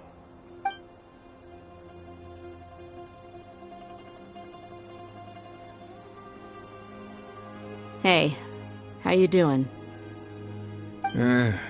I'll live. Thanks. I should probably go. Can't just stay here forever. What's your next move gonna be? Oh, I know what you're going to ask. I feel deeply ashamed of everything I've done. You'll get everything you're asking for. But please, give me some time. After everything that's happened here today, somehow I need to explain it to the others. It's not gonna be easy. Well, I guess that's for me to deal with. Dia, this is where our camp's located. Make a note of it. When would be a good time for us to go? Tomorrow. I'll convince everyone that we're all on the same side. And I'll return every last one of your your village keepers. We'll share our other resources with you too. You seem to finally understand that our true enemy is the sages. Yes. The gods never gave up on anyone. It's the people responsible for all this that need to face the consequences of their actions. That must have been rough, but he seems to have figured things out now. Raman's no fool. Being the leader of your own faction in the desert is no easy feat. It's too bad he was held back by his belief in King Deshret. But now that that's changed, I guess we have a few more people on our side. The outcome, at least, is favorable. We should get going too. Let's head back, have a proper meal, and a nice, long sleep. We'll need all our energy tomorrow.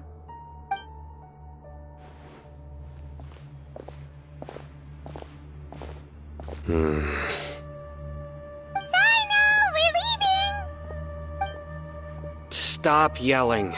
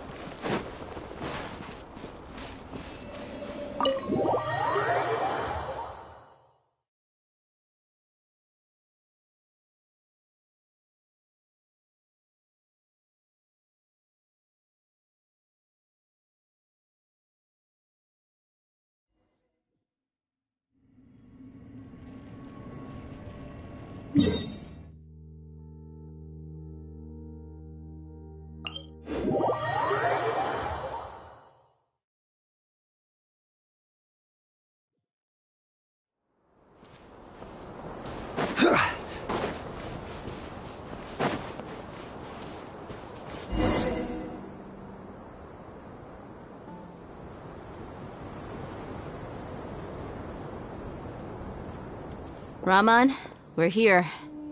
Everything's been arranged. Someone will bring the village keepers back to Aru village shortly. I guess all I can say now is, thanks for agreeing to help. Don't mention it. I think we can both agree you went to hell and back for it. But we share a common cause now. From here on out, we're allies. Where are the perpetrators? I'll bring you to them. Follow me.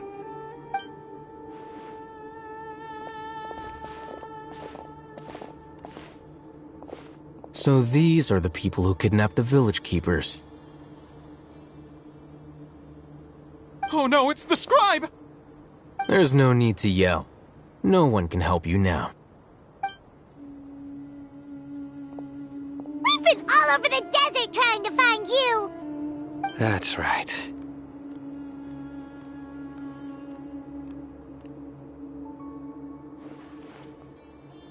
General Mahamatra? No, no! Make it quick, please! Swift and painless! Whoa. The moment they set eyes on Sino, they turned pale like they've seen a ghost! You should have known that I would be coming for you.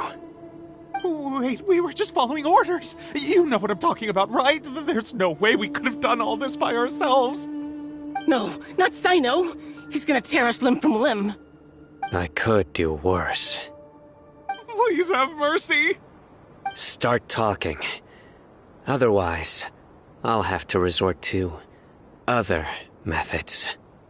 So, your superiors have kept you quite busy recently. Why? What are they trying to accomplish? They wanted to extract canned knowledge. Don't play dumb. You know what I'm really asking. They extract divine canned knowledge. Then what? I really don't know how to explain it. Well, you better start talking or you'll be sorry! You don't want to make things any more difficult for yourself, do ya? Be my guest. Huh? Uh-huh? That sure didn't sound like a fancy metaphor or anything. You're serious, aren't you? How did you know? There's no use hiding it now. Yes, you're right. The Academia is working on an important and potentially world-changing project. They are creating a new god.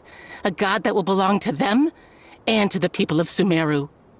It may seem as if Sumeru's academics are thriving, but ever since the death of Greater Lord Rukkhadevata, scholarly breakthroughs have been few and far between.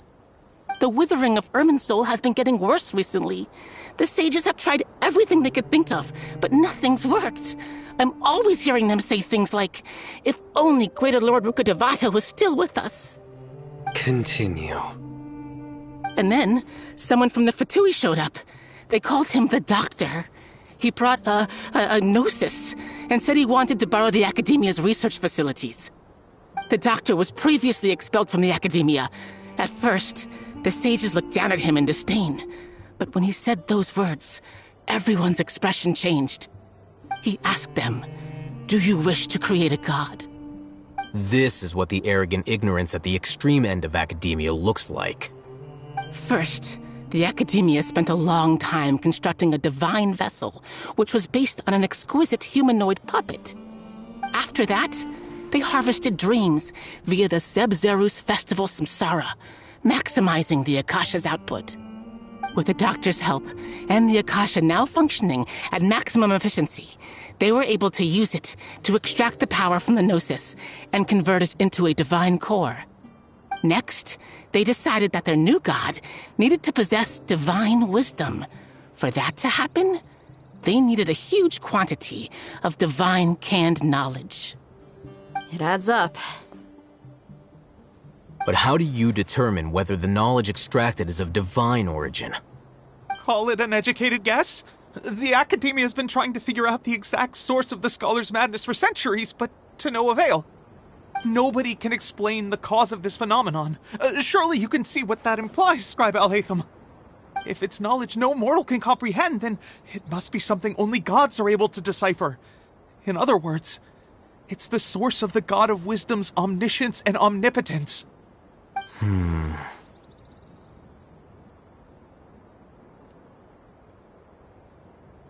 You must have noticed by now. The Academia doesn't care about who their god is. It's the ability to exercise control over knowledge and wisdom that matters. It is as if they are cursed with a desire for omniscience and omnipotence that burns in their blood. Some organisms demonstrate phototaxis, and thus orient their entire lives in respect to sources of light. For the sages, their only source of hope is the existence of a deity who embodies the acme of wisdom. This is but a form of phototaxis. For many scholars, the absence of a god of wisdom means stumbling in the darkness for the duration of their lives. Then what does Lesser Lord Kusanali mean to you? Is she not a true god present in this world? If you already have a new god, why try to create another one? From the beginning, the Academia has never treated her as a god. When the Academia first discovered Lesser Lord Kusanali, the newborn god of wisdom, the sages hoped that she would be as wise as Greater Lord Rukkhadevata. But upon evaluation, they found that at the time she possessed no more intelligence than any ordinary human child. The sages never had a ruder awakening. This forced them to accept that Greater Lord Rukkhadevata had indeed passed away. Not to mention that Lesser Lord Kusanali's gnosis had been used to power the Akasha this entire time. By herself, she has neither an Archon's raw power, nor the spectacular insight expected of a god of wisdom. Slowly but surely, people began to forget about her existence. So, this is the path the sages have chosen.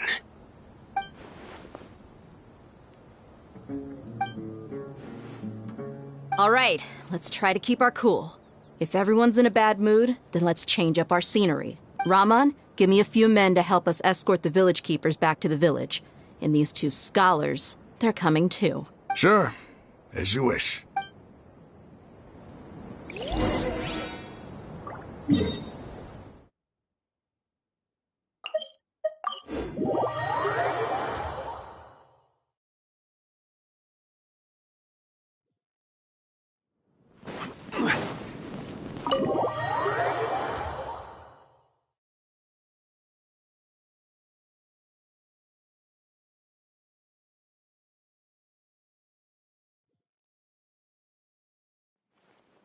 The village keepers you found have all been returned to their homes, and each one has a dedicated caregiver to look after them. The two new scholars are being kept under close supervision, too. Really great work, everyone. The atmosphere is so heavy.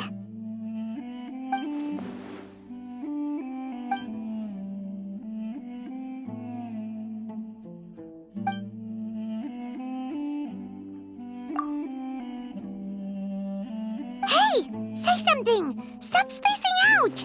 Come on, is there nothing left to talk about? In that case, let's all get some water and try to think about something else. Or I can go fetch some snacks. Oh, Paimon's so coming with you! Do you have any plans, Traveler? Gods above, you're not talking about work, are you? So you were still withholding some information?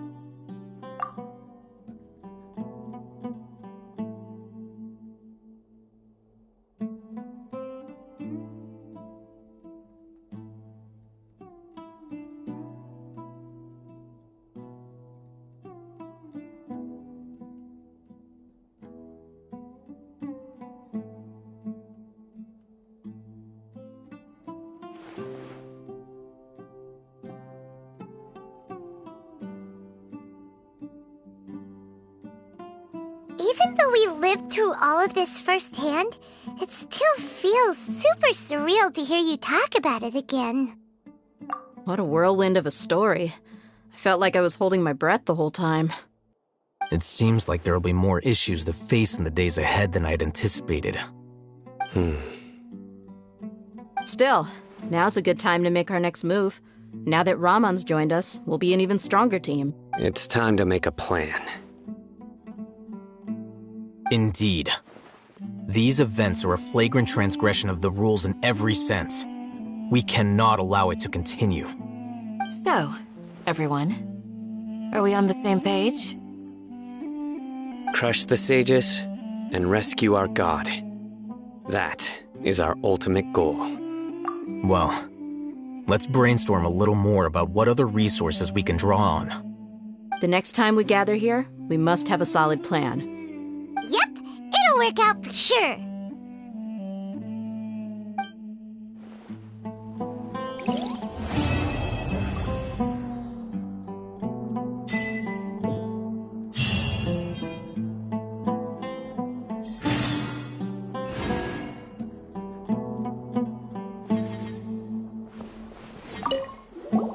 Don't rush.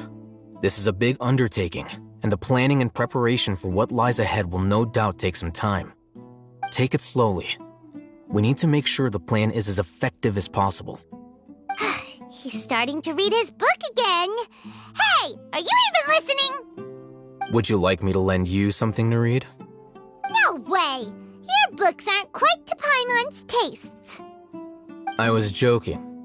I know my books are far too difficult for you, and I have no intention of lending them out.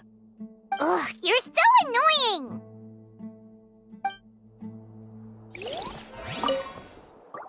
In the past, I never imagined that even the gods could suffer from hardship. If we can find a way to change all of this, will this nation become a better place? The past few days have been some of the most challenging work I've ever taken on, and none of it'll earn me a single Mora. I can't believe it. Look on the bright side, Dia. Maybe we'll get a huge reward after this is all over. You've got a point. Hey, what would you do if you woke up tomorrow with... Paimon would buy boatloads. That's it? And make... Well, here's to all our indulgent fantasies. And here's hoping that everything we do... You must let me know if there's anything I can do to help. Though I cannot leave Arbor Village, I can't help but feel stirred when I see the looks in your eyes. I've never felt as roused as this when fighting alone in the past. I suppose this must be the power of camaraderie.